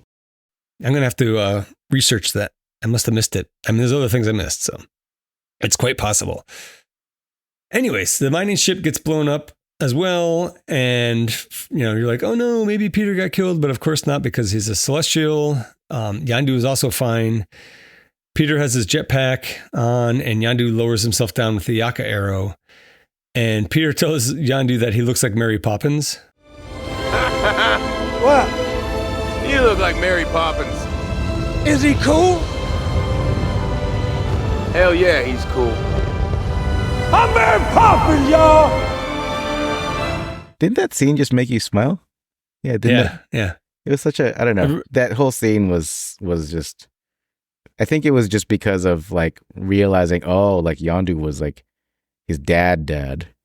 Yeah. Right? I mean, I think they needed that moment here for what's about to happen. Yeah. So the whole group is together again now, and everybody does a little pose for like a fight kind of thing. Yeah. And then something falls on Mantis and knocks her out. Yes. It's funny too, because it's like the Guardians of the Galaxy theme music getting all epic, and then that debris knocks her out, and Drax says, Mantis, look out, like 10, 15 seconds too late. Yeah, it's great. I love that. I love that pause. Like, I don't know if it's Dave Bautista or maybe it's Dave Bautista and James Gunn, but Drax's comedic timing is pretty damn priceless. I think the timing was written into the script, and the delivery sells it. It was really good. It totally does. If Mantis is unconscious, she obviously can't keep Ego asleep. Peter puts his arrow pack on Drax and tells him to take Mantis to the surface. And here's where we get the callback to the beginning where Drax goes, ow, my nipples. Peter then starts fighting the core, which has these energy arm tentacles. He's got some help from Yondu with the Yaka arrow and Rocket with some little bombs.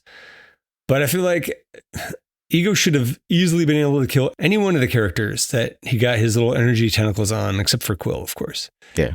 It shouldn't have taken a while before he started winning. Like, everybody should have just gotten pinned down. Like, why like 5 tentacles? There should have been like 1,000 or something, right? He could basically have infinity tentacles. Yeah. Everyone starts getting pinned down. Even Yondu's arrow gets broken at some point. And then seeds everywhere start activating once Ego starts turning Peter into a battery again. And it's cool. You can see, like, besides Earth, you can see a bunch of other planets starting to get overrun by that seedling. And like Xandar is one of them. Yeah, I thought that was a nice touch.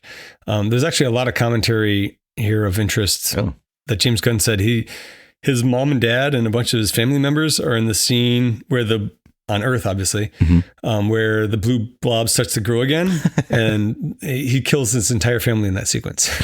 Awesome. None of those characters survive. There's a clip of the expansion happening in Xandar, like you said, but there was a lot more to it, and that's where they had to do the most amount of cuts for the movie. Oh. And there's a Grandpa Quill cameo. I don't know if you saw that. He's driving away from the blob, and he obviously lives. Wait, is Grandpa Quill that one actor from Slither? Yes. Yeah, yes. I totally missed it. The I guy can't who's remember like the his name. mayor or whatever. Yeah. I totally missed that cameo. Shoot.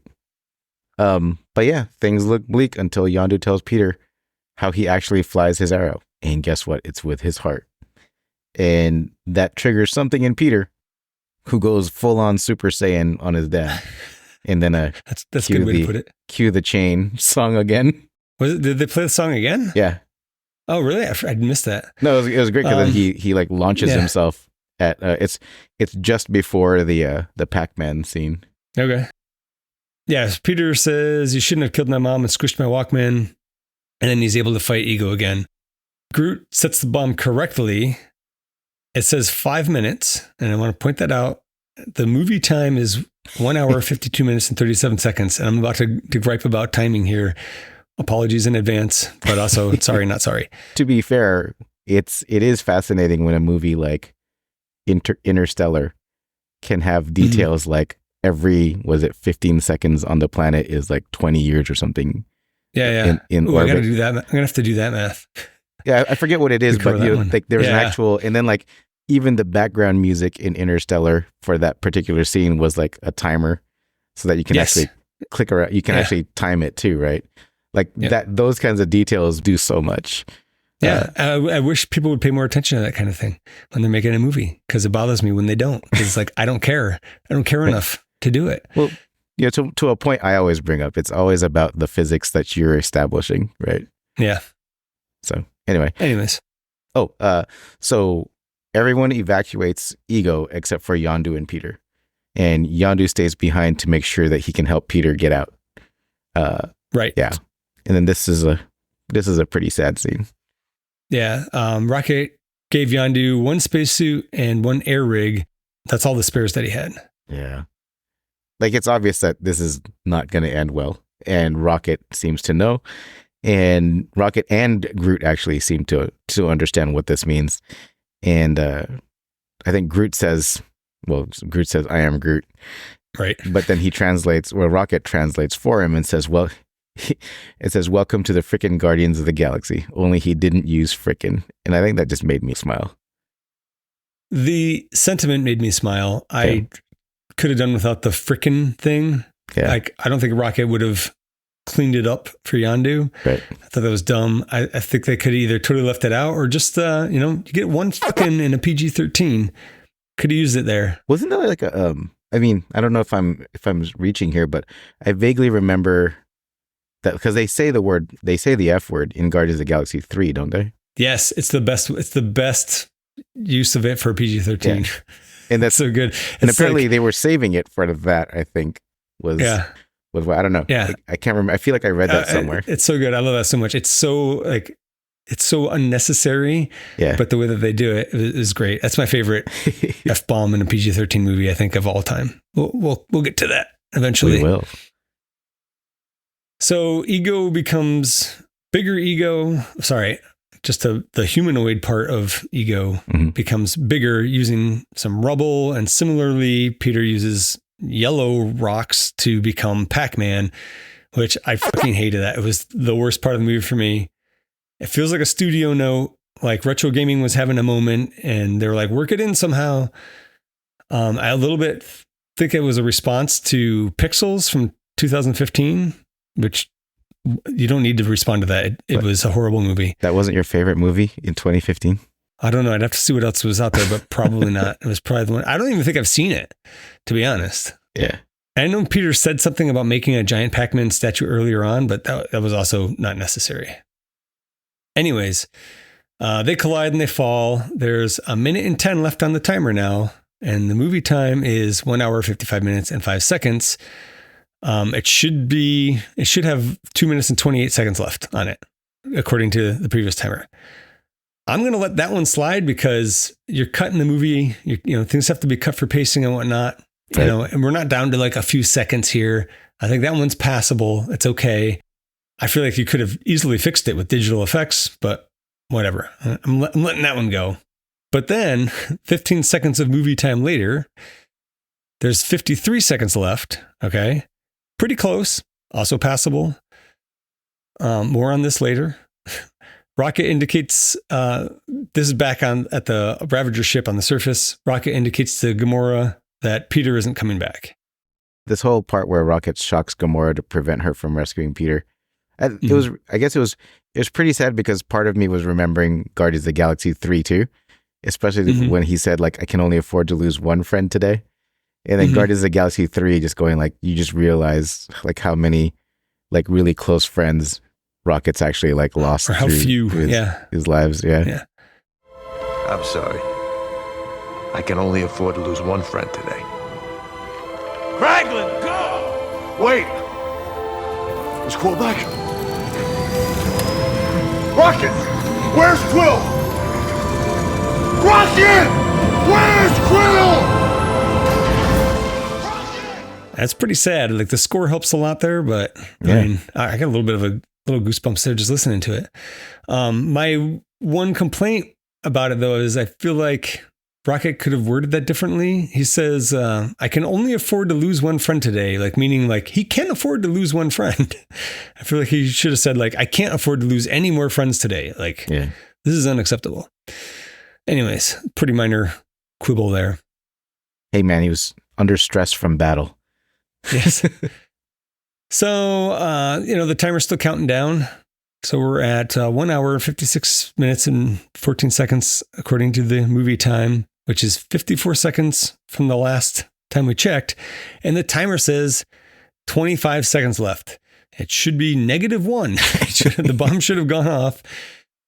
And then people are going to be like, oh, it's a movie for little kids. Go outside and touch grass. But it doesn't have to be this way. They could do it the right way easily. And that's what upsets me. Like they don't do it correctly. It's easy to do. I hate the inconsistency. And it would have been an easy fix. I think they could have done it the right way and I wouldn't be up in arms about it. I guess also to their credit, the first time I watched it, I'm not checking times, right? But upon repeated viewings, I tend to look into these things. Do you think that there was a way to cut it so that it's more obvious that things are happening like either in parallel or simultaneously? I don't have a problem so much with it going from like 5 minutes to 2.5 minutes inside of 1 minute of viewing time, because that's, you have to trim the movie down for time. I get that. Right. It's when they say there's 30 seconds left and then a minute later, there's 15 seconds left. That shit drives me fucking crazy. You don't need to do that. Just make it work. And with how much of this is digital, like they could have easily fixed that. So even if it is something to do with cutting, I don't see how like cutting would make that go longer anyway, but whatever. Right. I guess if you cut things out of order. Anyways, it makes me crazy. That's probably my biggest gripe on this, besides maybe the Pac-Man thing being unnecessary. So now Peter is holding Ego back, just waiting for the bomb to explode. He's basically going to sacrifice himself if he has to. Listen to me! You are a god. If you kill me, you'll be just like everybody else. What's so wrong with that? I love that part. Kurt Russell is going for it. He's not half-assing it because it's a comic book movie. Yeah.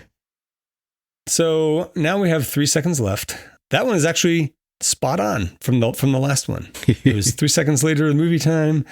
Or sorry, it was like 22 seconds later from movie time. And it was at 25 seconds. So yeah, 3 seconds left. It's spot on. So thanks for that, I guess.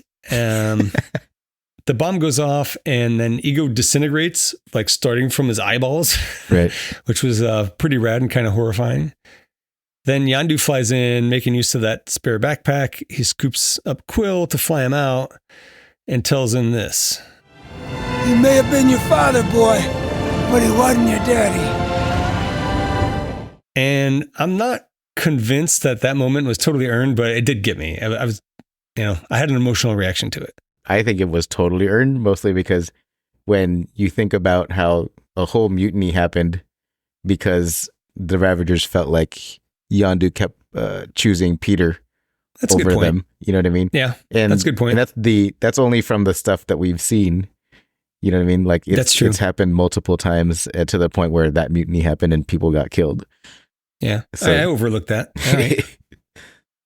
But I just feel like I think when Yondu slaps the spacesuit on Quill and activates it, and the jetpack is on him, you're kind of realizing that like only one of them's gonna make it through this, right?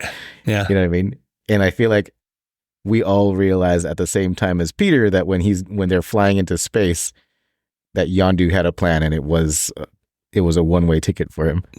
Yeah, and I like the way that was done. I agree with you. It's like you're like oh, and like Peter's realizing it too at the same time. Yeah. But I'm sorry to shit all over this part because I thought of something. Uh-huh. I pulled on a thread. What about Peter's Star-Lord face mask helmet thing that is always behind his ear? It broke. When? Please explain it to me because I looked. So there's a scene in the movie, and I remember seeing it because it very clearly fell off his head and broke in half. And so okay, it must have been like while they were fighting or something. Because I was like, okay, maybe he doesn't have it, and I just kind of like jumped to the middle of the movie. I'm like, okay, he doesn't have it when he's dancing with Gamora. He has it when he's fighting the Sovereign, because he clicks on it when Rocket and I was gonna say Grogu, wrong movie. When Rocket and Groot are like running deeper into that hole to plant the bomb. Yeah. Like, so he basically, yeah. And so basically, what I was gonna say was like I kept jumping around, and I was like, he has it here, he doesn't have it here. He has it here, doesn't have it here. But then like he definitely has it after they've drilled into the core some, and they're trying to get in there. Right. So when did it break? So I think it broke when they were fighting the tentacles. Okay, and you see it break? You see it break. Because I remember going, oh shit, his helmet's busted. Because it breaks in half and you get to see the inside, and I was really interested in the details of the inside of the helmet. So I know for sure it broke during the fight. I gotta find that because I was probably jumping around too much and I didn't quite catch it. Yeah. But I was super annoyed by that because like sometimes he has it, sometimes he doesn't. But I was like, he definitely has it here. Like maybe it fell off or something. I was like, they should show something happening to it, but maybe they did. Yeah, they showed something happening to it. I will say George was right. That one I know for sure I saw. Yeah. Okay, cool. I should take your word for it because most of the time you are right and I am wrong when it comes to this kind of thing. All right, cool. Skipping a whole rant here. Fantastic. Sorry, I didn't mean to cut you off. No, please. Like I would have felt even dumber if I had gone through that whole thing and then you were like, oh, they totally showed it. All right, sweet. So Yondu dies in space. Chris Pratt is convincingly upset here. I think he's a good actor. Yeah. I mean, he seemed legitimately upset. I thought Michael, is it Rooker or Rook? Rooker, yeah. Right? Yeah, I thought he was great too because he didn't have any. I mean, maybe it was the writing because he didn't have any lines, but I thought he emoted pretty awesome. Yeah, I like Yondu, and I was bummed that he died, but I feel like it would have been disingenuous if he had somehow lived. Right. And as a matter of fact, in the commentary, James Gunn said that he wrote an alternate version where Yondu lives, but he thought that it rang false and he had to commit to the story. So I don't think they even shot that part. He says he didn't want to kill Yondu because Rooker's one of his best friends, right? And he didn't want to make a future movie without Rooker. But doesn't Rooker have a cameo in Volume 3 as like Ghost Yondu? Maybe? I can't remember. So crisis averted. Yeah. But I mean, I would be sad about that too. Yeah, Yondu sacrificing himself to save Peter definitely made me tear up some. I do think that James Gunn has just such a fucking talent for character development. So again, excited to see what's happening with the DC universe. He ought to be able to do something good with it. Oh, dude, I think he'll do amazing stuff. I like his choice for the direction he's going with Superman. Yeah. So the final scene of the movie, not counting the many stingers, is Yondu's funeral. Peter's eulogy was pretty sweet. The montages of like the little troll that he had put inside of that container and the other trinkets that Peter gave him, like just on his pyre, I thought was just a nice touch. Yeah. I'm not going to put the whole clip or even a quote of Quill's eulogy, but Quill equates Yondu with David Hasselhoff. It's really good, and it made me continue to be weepy. Yeah. Yondu gets cremated in, I don't know what they're using. In the ship, there's this crematorium, apparently. Standard Ravager equipment. I don't know. I guess people die all the time, so. Not only does it, like, cremate you, but it also turns your remains into starry, colorful material. Yeah. It sounds like Peter's eulogy seems to have triggered something in Gamora and Nebula, and they go off and they hug, probably for the first time in years. And Gamora tells Nebula that she will always be her sister, which is an awesome family moment. Yeah. A little bit of growth there. Gamora tries to make it right with Nebula. She wants Nebula to stay and help to save other little girls from, people like Thanos. Nebula wants to help them by killing Thanos instead. Gamora says she doesn't know if that's possible, and that's when they hug it out, and Nebula leaves. Right. We see her next in Infinity War, where she's captured. Is that right? Is that the next time we see her? I guess that makes sense. Yeah. Yeah. That's the scene where she was like hanging. Yeah. And it's just kind of like pulled apart. Yeah. Right? That was a sick scene. Yeah. Yeah. It's pretty awesome. So since Quill's Walkman was ruined, Kraglin gives him a Zune with 300 songs. Kraglin says it's what everyone's listening to on Earth nowadays. Right. Which is pretty hilarious because the Zune was discontinued in 2011. That scene made me crack up. Yeah. I like that joke. Oh, and then Peter gives him Yondu's arrow, which is now fixed. According to James Gunn, Peter Quill was going to keep the Yaka arrow for himself, but he felt like he needed to give it to Kraglin because Kraglin gave Quill the Zune. I didn't get that vibe at all. It seemed to me like Quill really wanted Kraglin to have it. Yeah, I thought Peter gave it to Kraglin because he was like the natural successor because all the other Ravagers are dead. Yeah. Right? Yeah, no, I totally agree. The other Ravagers come to pay their respects. They set off some space fireworks that make noise in space, which annoys me. Kraglin is excitedly upset about it. Like he's got a good reaction. I like it. Yes. And then we get the Ravager cameos that you mentioned before. We get Ving Rhames and Michelle Yeoh. I wish that they came back later. Yeah. I did like how Ving Rhames is like 3 times bigger than everybody on his team. He's huge. He's enormous. He's a big dude. Yeah. Baby Groot wants to nap on Drax's shoulder, which is pretty adorable. Yes. And then Peter and Rocket have a moment when Rocket realizes that, like Yondu, your family won't be chased away. Because he was like, oh, like, they came back anyway. Yeah. Yeah. And then Gamora finally acknowledges the unspoken thing. Mm-hmm. Do we mention? I don't think we mentioned that at all the whole episode, but it's one of the shticks because I actually completely forgot about it until like just now. But like remember earlier when they crashed the ship into Ego's extension? Yeah. And he's like, you came back for me. And she was like, well, I didn't want to like leave you. And he was like, well, like, oh, it was because of the unspoken thing. And she was like, it's not because of the unspoken thing. There's no unspoken thing. Yeah, it's pretty good. Yeah, so that was an ongoing thing that we totally forgot to cover. It's because there's just so many good quotes in this movie that like it's hard to remember. There's too much. Drax tells Mantis she's beautiful on the inside, which is another good comedic pause. And then Rocket sheds a single tear, and then we see Guardians of the Galaxy will return. And eventually it does. It's 6 years exactly. May 5th of whatever year this was and whatever year Guardians of the Galaxy 3 got released. Right. Forgot already. So Volume 2, 2017 and 2023 for Volume 3, if I'm doing my math right. Where's Volume 3? Oh, shoot. No, it's Phase 5. Phase 5, yeah. Came out last year. May 5th, 2023. Dude, there's 40 MCU movies, if you include all the ones that are in production right now. We are on 15. Yeah. Does that count stuff like WandaVision and Loki? Or is it just the movies? No, just like in the theater movies. Oh, geez. Deadpool and Wolverine, I think, is 34.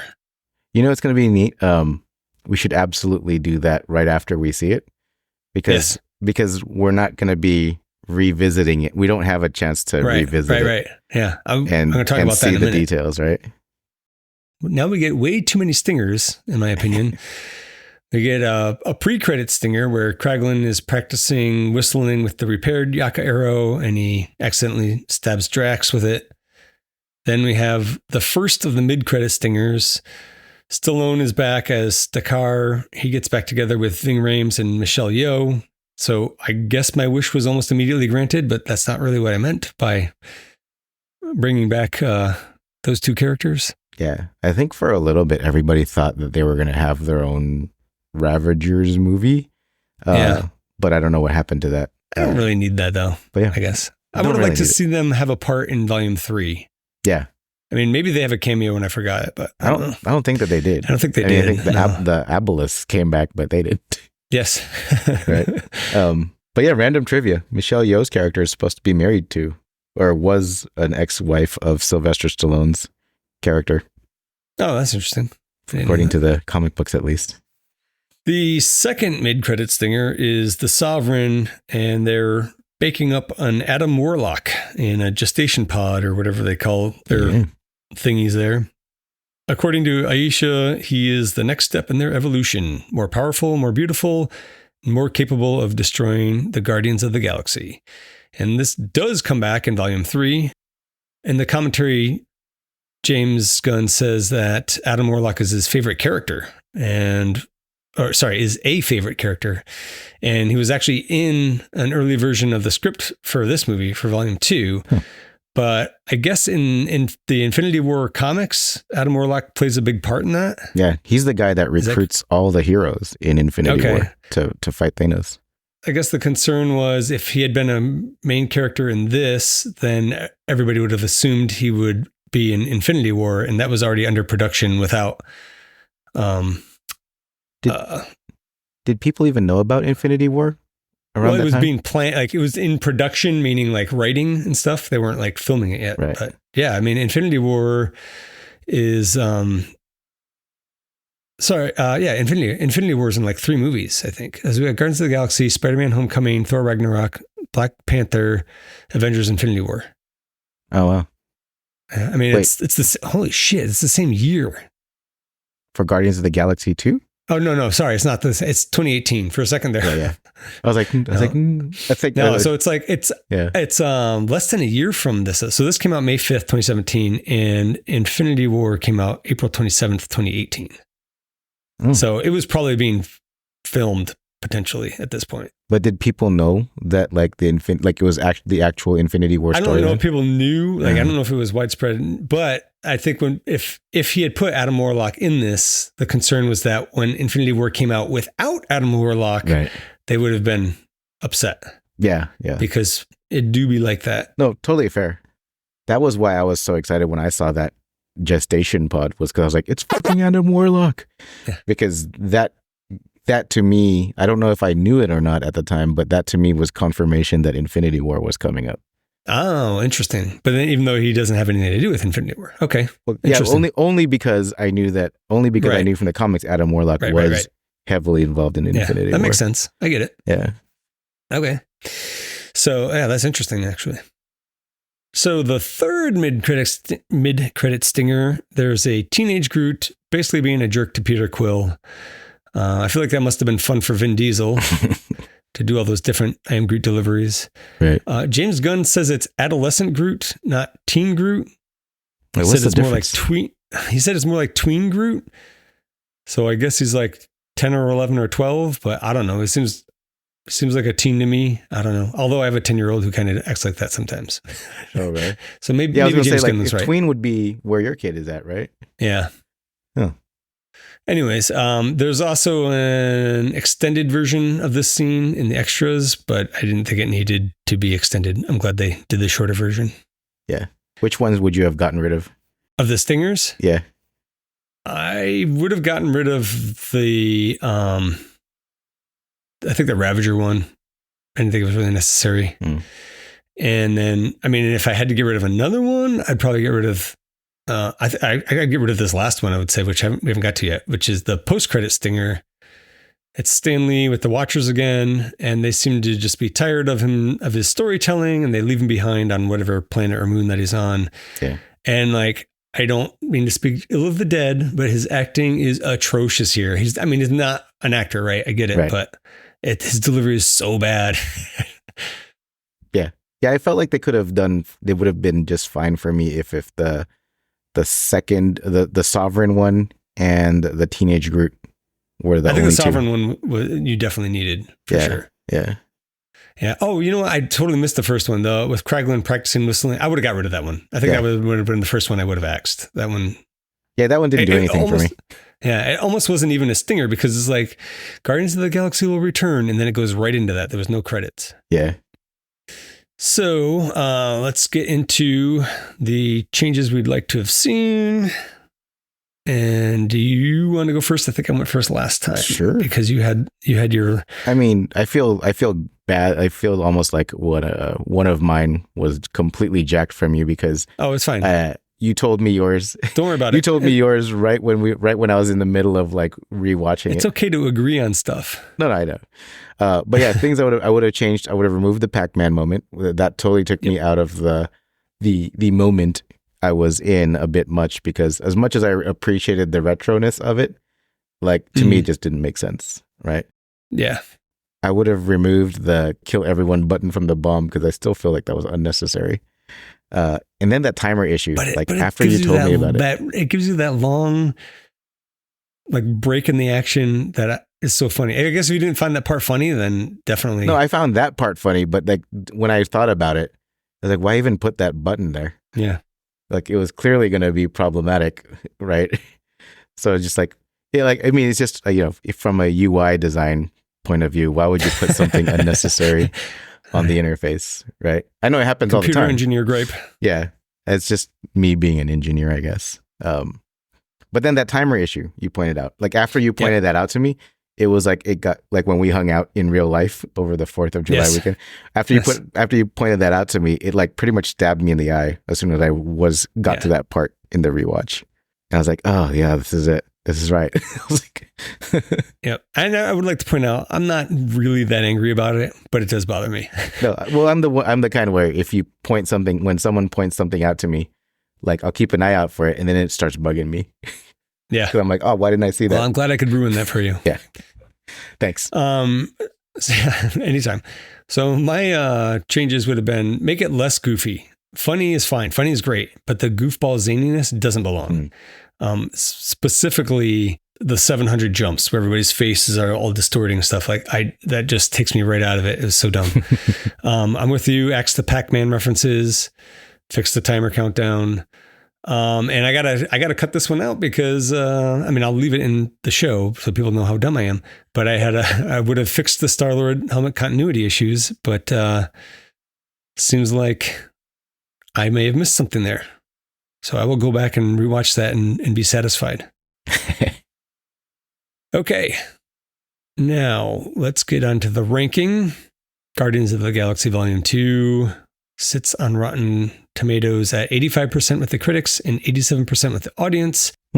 Has a lower than Doctor Strange for the critics, which I thought was weird. Really? And because I don't think it's worse than Doctor Strange. Not that that makes it sound like I thought Doctor Strange was bad. Right. I don't think Doctor Strange is a better movie. The audience for Doctor Strange was 86%. Here it's 87%. That's pretty close. But again, I feel like this is better than that. I was like, where's Doctor Strange again? And I had to go look at where it is. Yes. I'm going to recap the list. I mean, it's in the safe zone. Yeah. I'll recap the list again here real quick. Just bottom to top. I'm not going to list all the numbers, but there's 14 of them. Iron Man 3, Thor the Dark World, Iron Man 2, Doctor Strange, Ant-Man, The Incredible Hulk, The Avengers, Thor, Avengers Age of Ultron, Captain America, The First Avenger, Iron Man, Guardians of the Galaxy, Captain America, The Winter Soldier, Captain America, Civil War at number 1. Do you want to go first on the ranking part, or do you want me to go? Yeah, I can go. I didn't write out a whole lot of like why I felt it goes where it goes, but I find it interesting that it was actually lower than Doctor Strange with critics, because I thought it was actually better than Doctor Strange. I agree. And yeah, for me, it is right after Captain America: First Avenger on our list. Okay. Because I also find it better than the first Thor. As much as I liked Thor, I still liked Guardians of the Galaxy 2 better than Thor, but not better than First Avenger. Like that's a hard line for me. Yeah. I think I'm in the same region. This one was really, really hard for me to figure out where to rank it. I rewrote this section a number of times. Overall, I think the movie suffers a bit from the sophomore sequel slump. I don't want to just say the sophomore slump because this is not James Gunn's second movie, but it is the second of these movies. The things that bother me are mainly because they're unnecessary, and I feel like James Gunn is better than that. It's too over the top for me in parts. I feel like the stakes are kind of low for the Guardians of the Galaxy because they all seem invincible, and there's several unnecessarily silly parts, right? Not to mention the continuity problems. I don't want to weigh those things more harshly just because I have high expectations of James Gunn, though. Right. There's many parts of this movie that I love and I have an emotional response to. I think that the character interactions are wonderful. And Drax and Mantis and Baby Groot especially add to all the positives here for me. There's so many great scenes and quotes, as you can tell, because I had to put a bunch of them in. I felt compelled to put a bunch of them in. Putting the audio clips together, I was just like, wow, this movie is so good. Like, don't the quotes just make you smile? Like whenever you listen to them? Yes. Taken as a whole, though, it brings it down a little bit for me because of the parts that I don't like. So I'm a little torn as to where to rank it. I definitely think it's not better than Volume 1. Right. And we discussed that up top, actually. In my own personal ranking that I've kept up with, I had it ranked just above the first Captain America movie, which is number 5 here. Really? I don't agree with that anymore. Okay. Yeah. I was thinking it's probably the new number 6 or number 7. I think you said new number 6, number right? 6, yeah. I have it over just above Age of Ultron. I think with you correcting a few problems that I thought I had, I think I can commit to a 6. Oh.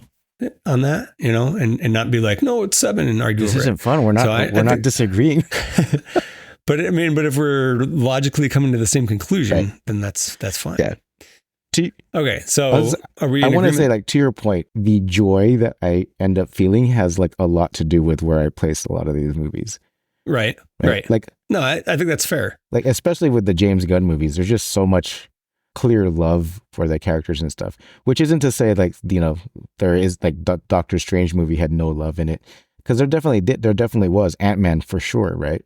But like, I think just the way the movies were crafted with that like love is really apparent in all of James Gunn's stuff. And yeah, I agree. It's just so good. And I do like it better. It was so hard between Age of Ultron and Thor, and where it is in between those three. But it definitely, like, the more I thought about it, it just beats out Age of Ultron for me. I guess we're in agreement then that Guardians of the Galaxy Volume 2 is our new number 6. Yeah. All right.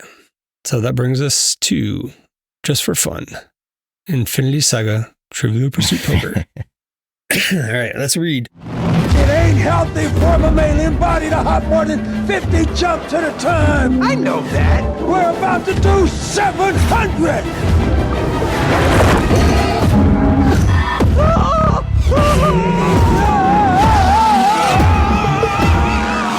Okay, I think it is my turn to bid first. Okay, so I'll go 3 because I'm pretty sure I got 2 and I'm kind of on a bunch of them. I figure I might be able to get 1.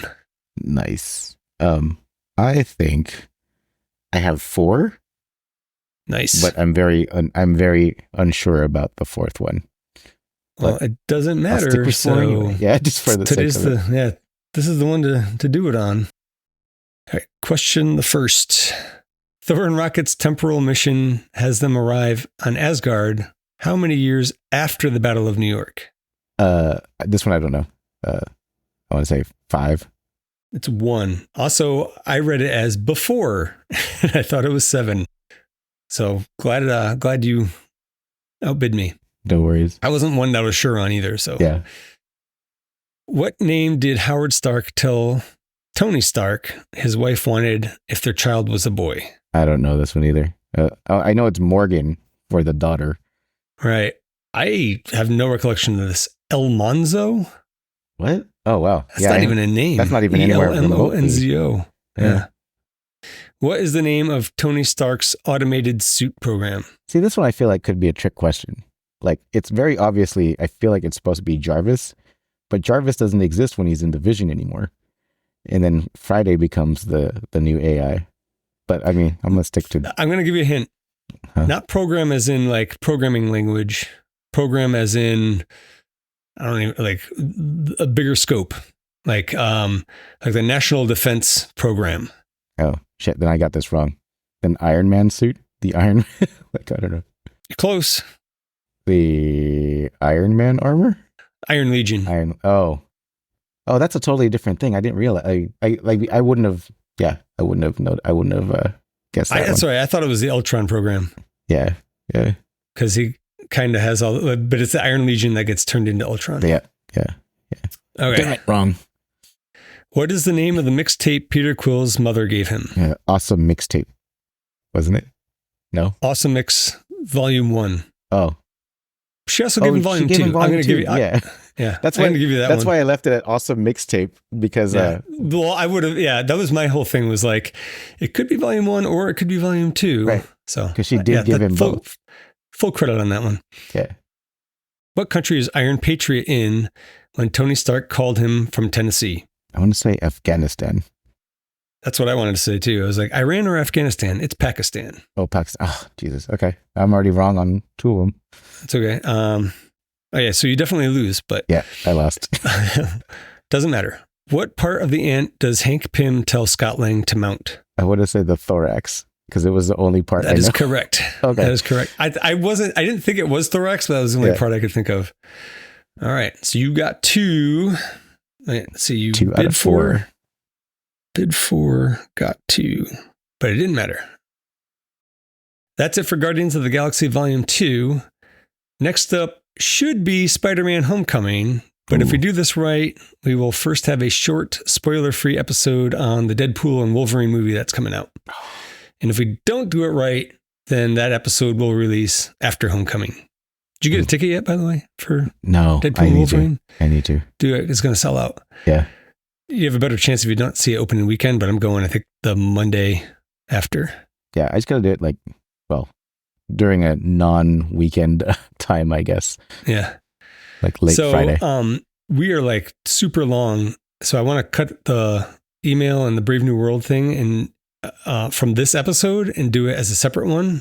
Okay. If you want to contact us, you can email us at absolutelythebestpodcast@gmail.com. Join our Discord, link in the show notes. We also have links there to our socials and a couple ways that you can help support the show. But the best thing that you could possibly do for us would be to leave us a review. Please help us spread the word. Tell your friends, tell a triangle-faced monkey, and tell a trash panda. Thank you for listening, and have a great day. Have a good one. All right. So now let's do something brief here. What should I say? Absolutely the Best Podcast is a production of Audio Johnny, a subsidy of Corporation Johnny. Corporation Johnny. If it exists, we own it.